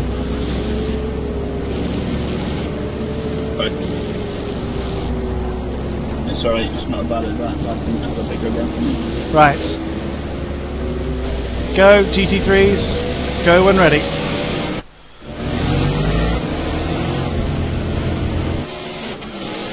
Good luck, everybody. GT3, GT4s. You'll have to sort yourselves out, I think. Yeah, we're good. Okay, good luck, everybody. See you on the other side. Right then, so we have got the second race underway. If I can get to spectate, there we go.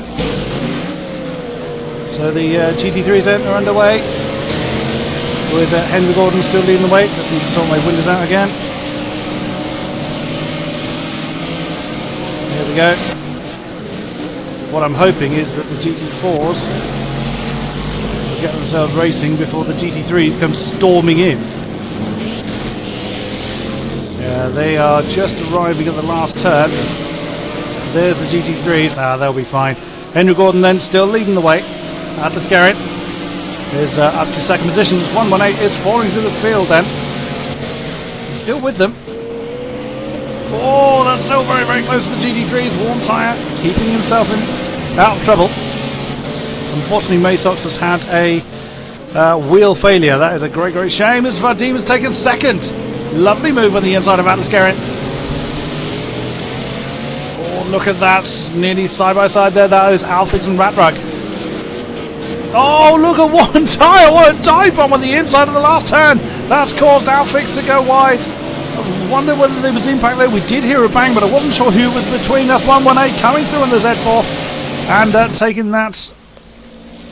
that position. Then we jump to the GT4 field. Gwegwin still leading the way. Andrex UK's already got himself onto second. That's impact with Dangerous Netta.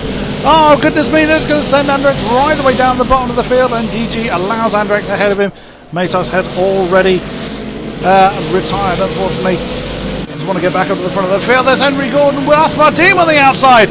Oh, what a move by the Mercedes to take the lead of the race on Henry Gordon. Then Henry Gordon's been minding his own business, and Vadim on the Merc has just jumped on the outside through Schwarzkopf. Brilliant stuff as they come up to McLean's. To come up to Coppers, rather. And there's Atlas Garrett then side by side with Warm Tyre. Atlas Garrett in the Audi. The roof hanging on there, trying to get through the Audi, but no joy at the moment. Getting to the slipstream, jumping to the inside for the Fogarty curves, and he's going to go too deep. That is way too deep for Warm Tyre. Surely that's going to be a cut track penalty going that far, and that is indeed. He's pulling over. There goes Outfix and Ratrug. Is Warm Tyre going to lose the position to Atlas Garrett? What happened to Atlas Garrett? He was right there. Oh, that's impact with 118. He's rarely overshot that braking point, slammed into the back of the Audi. Back to the GT4s then. Whoops, and that's Groby running it a little bit wide there. Two Astons leading the way. That is Gwegwin and Danny Rick.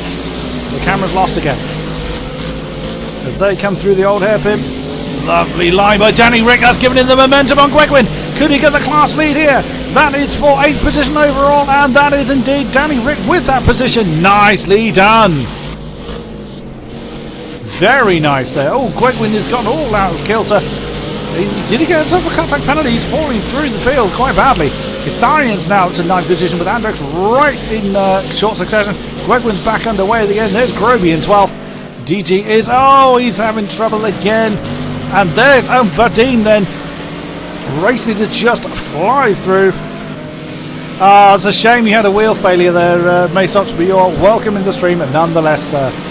So 13 runners remaining in this race. We head back up to the front, then Vadim leading the way in the Mercedes. There's the GT4 field. He can see ahead of him.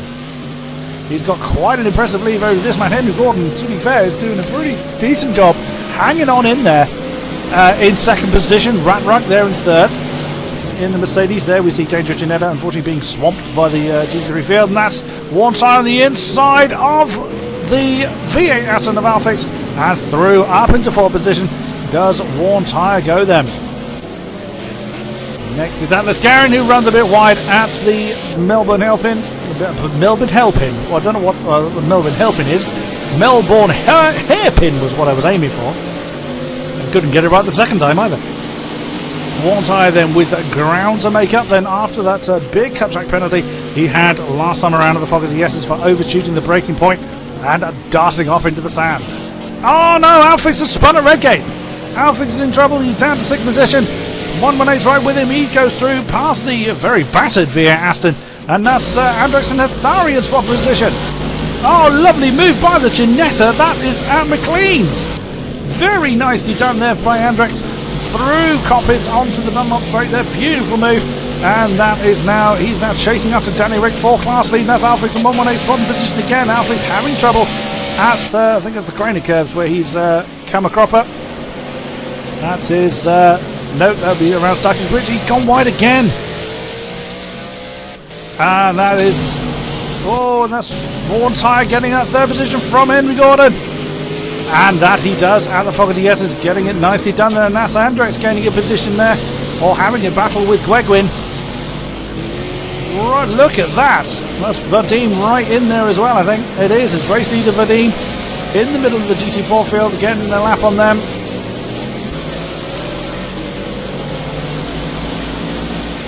Gregwin holding on ahead of Hitharian. Andrex is allowing race leader through quite nicely before Redgate. And he has got 2 seconds on class leader Danny Rick. Just saw him go out of the shot there. On they go. Hitharian has got a lot of work to do to try and get past Gregwin. Gregwin is going a little bit wide at the old hairpin, and is that a cut track penalty? Oh, and the pink Aston's going a little bit wide. I don't think it was a cut track. I think Gregwin had to get out of it to stop a spin, because he's now back underway again. There's Groby. That's Henry Gordon. Let's just come past him. So he's continuing on his merry way. And that's Alfix in the VA. Aston again coming a cropper at the old hairpin. Not enjoying this race at all, but he struggled at the start of the last race as well. Let's get back with Warren Tyre then. That is Hitharian, that's right in between him and Ratrug for that second position. The pink Aston then. Not really anything he needed to do there to allow Warren Tyre through. Battle for second. Mercedes versus Roof. Different Mercedes than we're used to seeing Warren Tyre battling. Down to the final hairpin again. And Warren Tyre outpaced the Mercedes. Over the line we go. So we were going to be having a different length. We're going to be having a longer race this time around. It's been decided that both races will be the same length, so simply race 1 and 2 as opposed to sprint and main. Oh, and that's Warren Tyre running a little bit wide on the exit of Redgate. Oh, and that's Andrex. That is Andrex and Danny Rick getting right involved in there, and that's Warren Tyre and Ratrug swapping positions right in the middle of the GT4 field leaders, and Warren Tyre's gone right off the circuit. Can Ratrug capitalise on it? No, he's got 2 GT4s in his way. And Ratrug then's going to get on the inside of Andrex and also of Danny Rick then. And that he does just before he gets to McLean's. Compromises entry there a little bit, but it is up to the chaser to do something about it. So he is through. Warren Tyre capitalising on those GT4s being there. But let's get back to this particular battle. There it is, Andrex and Danny Rick for the lead of the GT4 field. Ooh, now Andrex had a much better line through there, but couldn't use the extra pace over the Aston at that particular point. Down towards the Melbourne hairpin once again. Warren Tyre's already really sprinting away from that Mercedes in pursuit of race leader Vadim. On board again with Andrex. See him chasing after Danny Rick. Oh, Danny Rick's gone very, very wide. He's kicked the tail out a little bit. Lovely smooth manoeuvre by Andrex, but again that extra pace, he couldn't utilise it at the time he needed it. The Aston just getting his extra power into play just in time to keep the light, nimble Ginetta behind him. And Redgate, and that at the back of the shot was Henry Gordon just coming in. There he is in the V12 Aston. Down through Hollywood and Granite Curves again. Oh, you saw Andrex have a think about an inside manoeuvre. Oh, goodness me, he then thought about an outside manoeuvre, but then thought better of it. Old hairpin. There is, oh, goodness me, Andrex is determined to get past Danny Rick then for that category lead. And that is the V12 Aston. It's gone past Andrex pretty cleanly. And just in the background, you saw Hitharian then 2.5 seconds down from this battle. Oh, nicely done then, but that's going to compromise Danny Rick's exit at McLean's, at Coppice rather, and that gives the advantage back to Andrex, but no, just manages to get the extra power down into the tarmac to keep the Ginetta behind him. Through the Fokker TFs. That was Atmospherian we just saw in the background with Hitharian directly behind him. Into Melbourne. And Andrex not able to do anything at the moment. The GT3 feels, I'm actually surprised the GT3 feels spread out much quicker than I thought it would, and much quicker than it did last time around as well.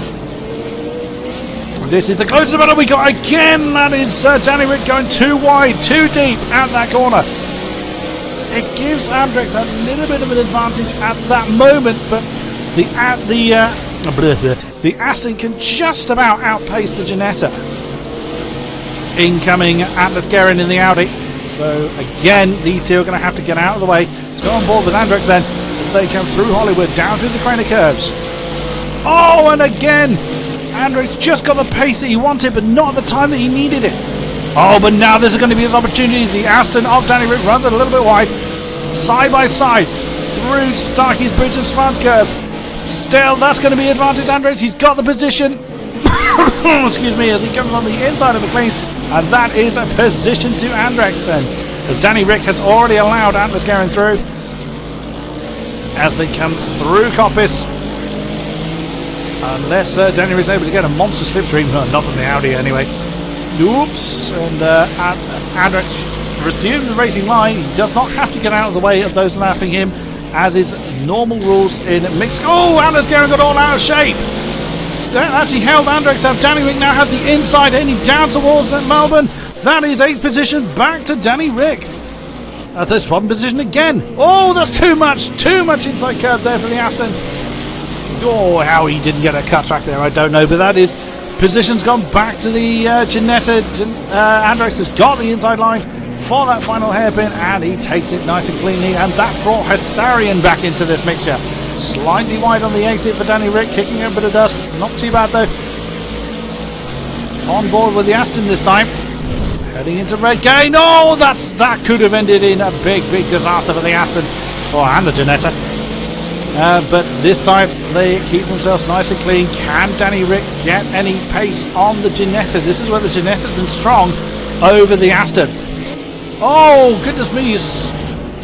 It looked like Andrex broke much earlier than Danny Rick was expecting. I think it was just a different line that the Ginetta was taking. Slow in, fast out kind of idea there. And again, you just see how quickly Danny Rick's able to close in under the braking. It is through the corners that the Ginetta seems to have the advantage, but it is on the straights that the Aston comes back into play as we now come round Coppice to go back onto the Dunlop straight then, but Andrex does have enough of a gap ahead of him to keep the Aston at bay. They get down towards the Fogarty Yeses, but he's not able to get any real particular lead. Ooh, careful there, Danny Rick. If you cut that too much, you will get a penalty for it. Back on board with the Astons. He can have a dive bomb into Melbourne. No, he's too far back for it. Ooh, that's quite wide for the Ginetta of Andrex then. He's able to get on the power just enough to keep Danny Rick behind him, but that was not the line that Andrex wanted to take. And around that final hairpin then, again slightly wide for Danny Rick. You saw Hetharian actually do exactly the same thing in the background there. And on they go then, resuming their position. Andrex maintaining that class lead, but not able to break away from this Aston. Looking at the timings, we haven't got any particular battles throughout the GT3 field. That's why I'm not looking at them, except for this one here. I've just noticed is 118 against Alfix for 6th position. In through the old hairpin then. Whoa, as we see Hetharian running wide, and that's a big off for actually both Alfix and 118. It looks like the Aston is just able to gap the Z4 at the moment. Let's get back to the battle with Danny Rick then. Andrex is just able to start stretching away from the Aston then. Oh, come on, camera. Looking back from Hetharian, though, it's roughly equidistant between the two Astons and the Ginetta for the GT4 field, and that is Hetharian letting Alfix through. Oh, there's 118, the Z4. I thought he was going to go sailing off. Whoops, and there's Hetharian running too wide on the exit. The Fogarty S's, but on he goes anyway. Ooh, a little bit too deep it. The Melbourne hairpin. It's 118 straight behind him. Oh, now it looks like Danny Rick has closed in a bit on Andrex here. I don't think Andrex had a good run through Melbourne, as Danny Rick might be back on his case again. It's more likely that the Aston is a little bit stronger than the Ginetta at that particular section. Danny Rick allowing Alfix through. Very nicely done, very respectful driving. Oops, with us there by Danny Rick. His quest to try and keep up with that Ginetta of Andrex. Danny Rick is pretty equidistant then, still maintaining a gap forward and aft. to the other podium positions within the GT4 field. Up the hill towards Coppers again. Here comes 118 in that Z4. On board with Danny Rick, then can he keep it smooth? No, he's losing ground this time on Andrex. This is where the Aston starts to reel in that Ginetta. Oh, the Z4 stuck his snout straight in there. That is not what Danny Rick wanted. He did allow enough room for 118. Again, no disrespect meant to 118 there at all. 118 was doing what he was supposed to do, but it was just not what Danny Rick wanted as he was trying to keep in touch with Andrex. And that again has unsighted his Aston. He's got Hitharian right behind him. And, just as I say that, he runs wide at the exit of Melbourne. But on board with Hitharian, you can see how him being unsighted with 118 coming through has allowed the pink Aston to gain. Both the Astons running slightly wide on the exit of that final hairpin. And on they continue. Let's have a look at the lap times then. Well, we have two drivers sub 126, and that's the lead two, Vadim and Warntire. Warntire having a 125.3 as he did last time around. 125.9 for Vadim in the Mercedes. The GT4 field, the lead lap is by Andrex, 132.6. The next one in line is a 133.0 by Danny Rick. Very nicely done, but Danny Rick has now got to do more defensive driving than he probably would like to do. As Hitharian is right with him. So it comes through McLean's. Once again, up the hill through Coppice. Oh, Dangerous Ginetta and Groby for position. And Dangerous Ginetta's in the wall. He's had a problem on that final turn and slammed into the pit wall. Dangerous Ginetta is out of this race. Then we have got 12 runners, although his car is still on track. Dangerous Ginetta is out of this race. Groby's also retired. So we lost the BMW as well. I didn't even notice. I do beg your pardon. So 11 runners remain here. Greg Wings rather on his own there. 8 seconds down from this battle. As Hitharian continues to keep the pressure on Danny Rick for that second position in class. But Andrex, I think, has had a problem somewhere. He's lost time. I'm going to check the lap time. So I don't reckon he's had a clean lap last time around. Andrex 134.3. Danny Rick 133.6. Yeah, so he's lost about 7 tenths there or thereabouts on Danny Rick. 133.3 again by Hitharian. So Hitharian's really close up. And that's 118's in trouble. 118's actually gone off the road. It actually looked like he let the GT4s through. I suspect he's had a problem around the around Redgate in Hollywood. Is Dangerous Ginetta back going again? He's in the pits. Dangerous Ginetta has chosen to come in the pit. Okay, never seen that before. That's a first. The car magically ghosting itself back into its garage space. That's a new one for me. I've been commentating on Project Cars for the last year. I've seen quite a number of weird glitches. Never that one though. Back on board with Hitharian then. As it continues to keep the pressure on Danny Rick. Danny Rick had a lovely line through Coppice under the Dunlop straight. There's 118 again coming through.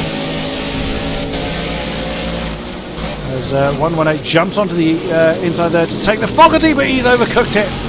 That's the problem with trying to cut that very narrow, is it can really unsight your car. Ooh, now, hello. Vadim's had trouble somewhere. 125.0 by Warntire. Warntire is on a charge. What a lap. Can he even break 125? 9 thousandths of a second off of doing so. Wow. There's Vadim. His lead has been demolished by the charging roof of Warntire. How does he do it? How does he do it? Keeping an eye though on the battle here with Danny Rick and Andrex. Danny Rick and Hitharian, as Andrex has sprinted away from this particular battle.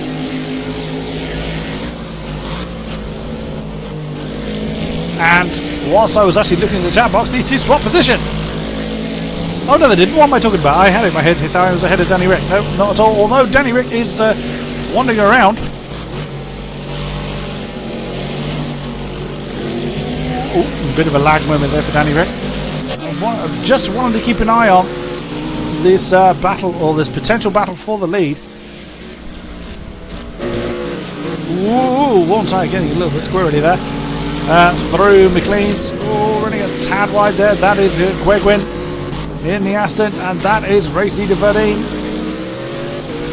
As they come round onto the Dunlop straight. Oh, running a little bit wide. 2 battles then. This for race lead, and this one for second in position. Second in position? What am I talking about? Second in class. The 2 Astons heading down. Whoa, and that was a big cut off there by Danny Rick. That's going to compromise his entry into that last chicane. Into that last hairpin, rather. Italian trying to get a slipstream off the back of Danny Rick. Heading down towards Redgate again. 10 laps to go. Oh, but look at this. Look at this then. Warm Tire is right with the race leader. Sorry, Danny Rick. I need to keep an eye on this one. As yet again, Warm Tire and Vadim. That's right on board with the roof once again.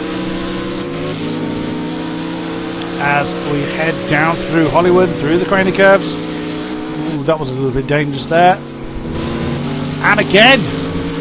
Whoa, running off the road slightly there for Warm Tire.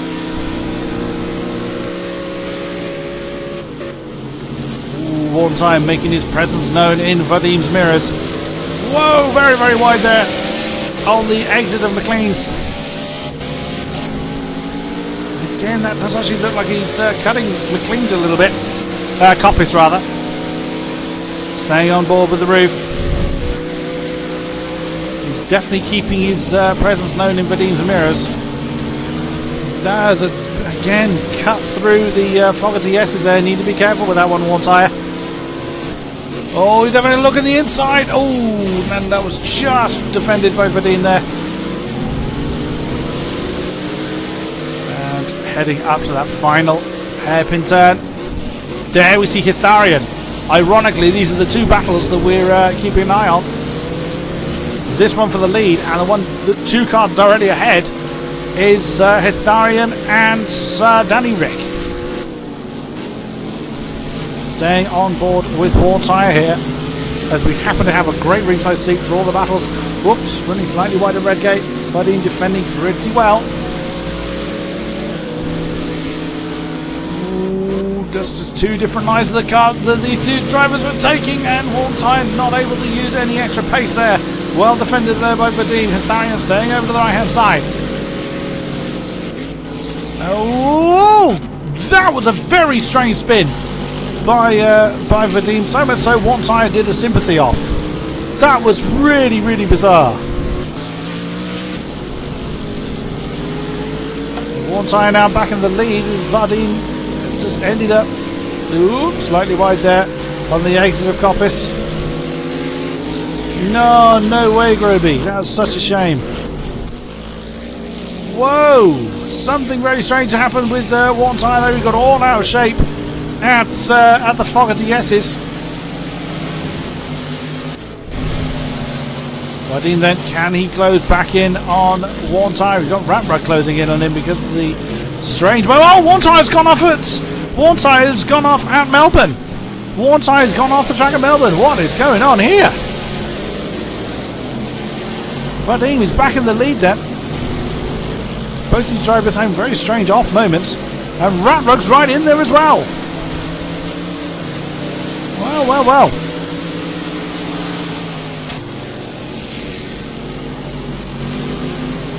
So then, Warm Tire back in second position, right behind the Mercedes of Vadim. On board again. There's Hitharian again. And Hitharian's lost the back of... Oh no, Danny Rick's had problems somewhere. We are seeing some very odd lags going on here. I really hope this isn't because I'm the host. I really hope that is not the case, because Danny Rick has suddenly lagged right down, reappeared down the road somewhere. That's so close. Roof on Mercedes there. Ooh, that's a wider line that Warm Tire went for there. Either he missed his braking point, or he was trying a different line for the Mercedes. Vadim got the momentum he needed to hang on to that lead. That's Hitharian and Danny Rick swapping position. What is going on there? There's Hitharian, there's Danny Rick. So And Danny Ricks runs straight off the road. We have got some very weird server issues. Unfortunately, we may have to abandon this race, which would be a shame. But we are seeing some very weird lag moments going on here. We've just seen, and there we've just lost Danny Rick. Danny Rick, we just saw flying off the road straight in a straight line. I really hope we don't have to abandon this race, because we have got a great battle here for race lead. Forming again. Oh, and that's a big moment there as Warntime tried to get on the inside of Vadim at Redgate, but not quite. Down through the crane of curves, down to the old hairpin once again. Taking near identical lines this time. Oops, Warntime running wide again at the old hairpin. Through Starkeys, through Schwanz curve. Up towards McLean's, very close there between the two. Oh, damn, external camera. Oh, Vadim parking his car in Warntire's ways. Warntire's trying to get to the inside, but Vadim just had enough pace to keep Warntire behind him. Oh, I was just about to say Worthing resuming the driving line. Warntire did so, and again he's cutting that a little bit too much. Warntire continuing. Whoa, goodness me, that was Warntire caught off guard by Vadim's braking there, and they switched round on one another. That's Andrex, GT4 class leader, directly ahead of him. Andrex getting out of the way. He does not need to battle, and he's got a comfortable lead in class. Does not need to tangle with these two, especially as they are in the lead at the moment. Another lap done, 5 to go. Yet again, it is Vadim and Warntire battling for the race win. Rad Rug is about 6 seconds or so down. We haven't got any other battles looking through the timings. So, again, taking very, very similar lines. Warntire staying within the bounds of the track this time. Here they come, up towards McLean's. Oh, an impact between the two! Impact between Warntire and Vadim, and Warntire allowed Vadim back into the lead after that one. Through Coppice, onto the Dunlop straight once again.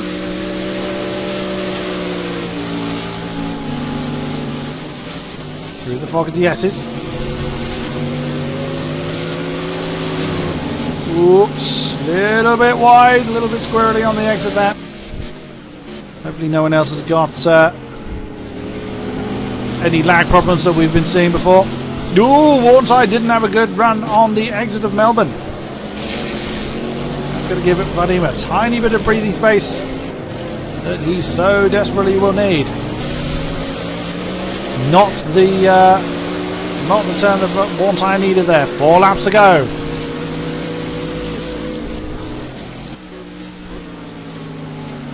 Again, we see Warntire going for that earlier apex there, exactly as we've seen in the last race and also in the GT3 League. Going he goes again. Up towards Old Hairpin. Whoa, very, very wide. He's off the track again. Whoops, he's off the track on the outside this time. I'm all for trying different lines, but that's a little bit unusual. Whoops. Again, he seems to be going a little bit wide there as well. That's through Coppice. Onto the Dunlop straight then. Vadim taking a slightly different line. Can he defend against the roof? Successfully so far. Ooh, both cars. Oh, actually, both cars cutting that a little bit too much, and in these identical ways as well. Into Melbourne. Oh, Warntire much later on the brakes, and that is not paid off. He had to really get out of it to avoid an impact with Vadim then. Final hairpin. And no what Vadim tries, he cannot shake off that roof. Last lap times are fairly irrelevant as they're so close. 127, 126.4, 126.2. I mean, they're pretty irrelevant because they're so close. Warntire having a look at the inside again at Redgate, but no, Vadim has got the inside line. On board again with the roof.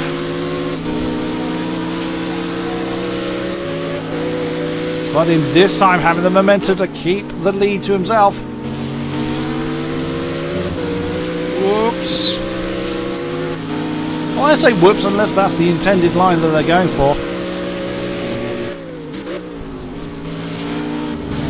Now, interestingly, Vadim went for a much wider entrance into McLean's than Waltire going for his usual tight line, but he's gone too deep. He's gone too deep with Coppis. That is not going to help him. That is going to lose him a whole bucket load of time on the Mercedes ahead.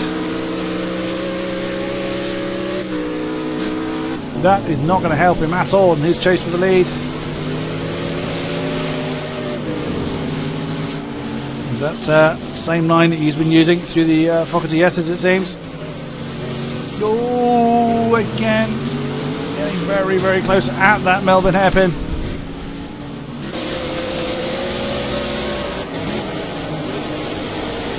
Right through that final hairpin once again. Kick up of dust on the exit. 2 laps to go.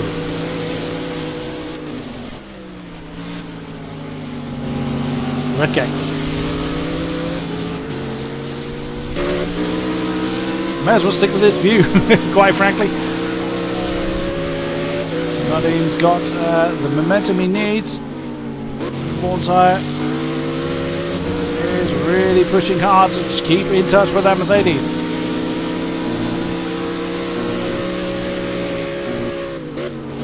Up to McLean's. Oh no, he didn't have a good run. Too much curb. Unsettled the car. That's given the advantage back to Vadim. You know, cut copies quite a bit there. On to Dunlop straight again.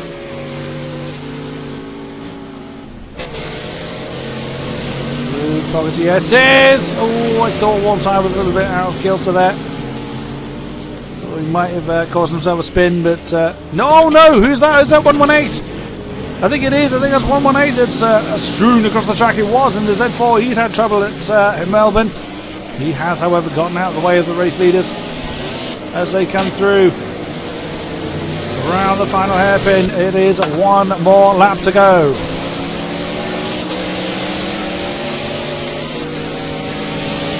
Just a second separates these two. They've been locked in battle. Oh no, his one tire's gone all wrong at Redgate. He's not got the grip he needed at Redgate, and that is definite advantage for Dean. We have seen the Mercedes driver make a mistake as well in this race. It is not over yet. As they come through, blimey, that's so wide, through the grain of curves, around Starkey's, Schwarzkopf, McLean's. Very wide on the exit. Up to Coppis. Kicking up the dust on the way round. Very wide again. That's not going to help you. Down to the Fogarty S's. Oh, he's overcooked it. He's overcooked it on the entrance of Fogarty. Too much speed. That's spat him out into the dust. Fogarty just needs to keep his head and keep it cool to the line. It's only got 1 more current. Just for style points, Worn Tyres has half spun it at the Melbourne hairpin. Here is your race winner then for the second race here at Donnington Park. It is Vadim in the Mercedes, and second place goes to Warm Tire. Just manages to keep ahead of Ratrug in the Mercedes. Goodness me. Fourth, somewhere around there, is Henry Gordon. There he is in the Aston. Quite a long way back as the top 3 now over the line. Oh, Henry seems to be really struggling with that Aston. He's just coming around Coppis onto the Dunlop straight. He is very much on his own. Absolutely no one near him. He's very much run his own race. I've barely seen Henry since the beginning of the race when we formed up the grid. Down through Melbourne.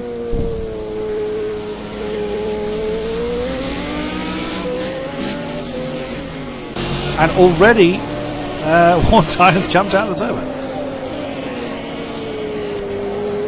And through the final hairpin and towards the line then is Henry Gordon for, well, what is actually fourth. What a big old wiggle right at the end there. I'll fix them. Taking the next position. And let's go into the Audi. Really haven't seen a great deal of him for a while. He crosses the line. There's 118. He's just come through. Fogarty yeses. Down towards the Melbourne hairpin. Very, very, very slow. That's caution, alright. That's a hell of a lot of caution. See you, Groby. See you next time, my friend. And around the final corner then is a 118. Had a lot of trouble with that Z4 in this race. GT4 leader Andrex. Unchallenged again. Coming to that final turn. Presuming he's cautious because he's already AI controlled. Or he's simply taking it easy because there's no one anywhere near him. Over the line then is the Ginetta of Andrex. There's Itharian. Big battle with Danny Rick, who we sadly lost. Battered Aston Martin there. Wegwin was doing one of the GT4 field. Fell away a bit at the end, unfortunately. Dangerous Ginetta has been retired for a while, as has Groby. And Masox sadly did not start the race. And that is the end of this particular session. I think everyone's slow because they're all AI controlled. Ladies and gentlemen, thank you very much, Neptune. That's very kind of you, sir. Ladies and gentlemen, thank you very much for being with us throughout these two races. It's been a great pleasure to commentate, as always, for the AOR community here in Project Cars. And I will see you next time right here for more AOR action. Thank you very much, and good night.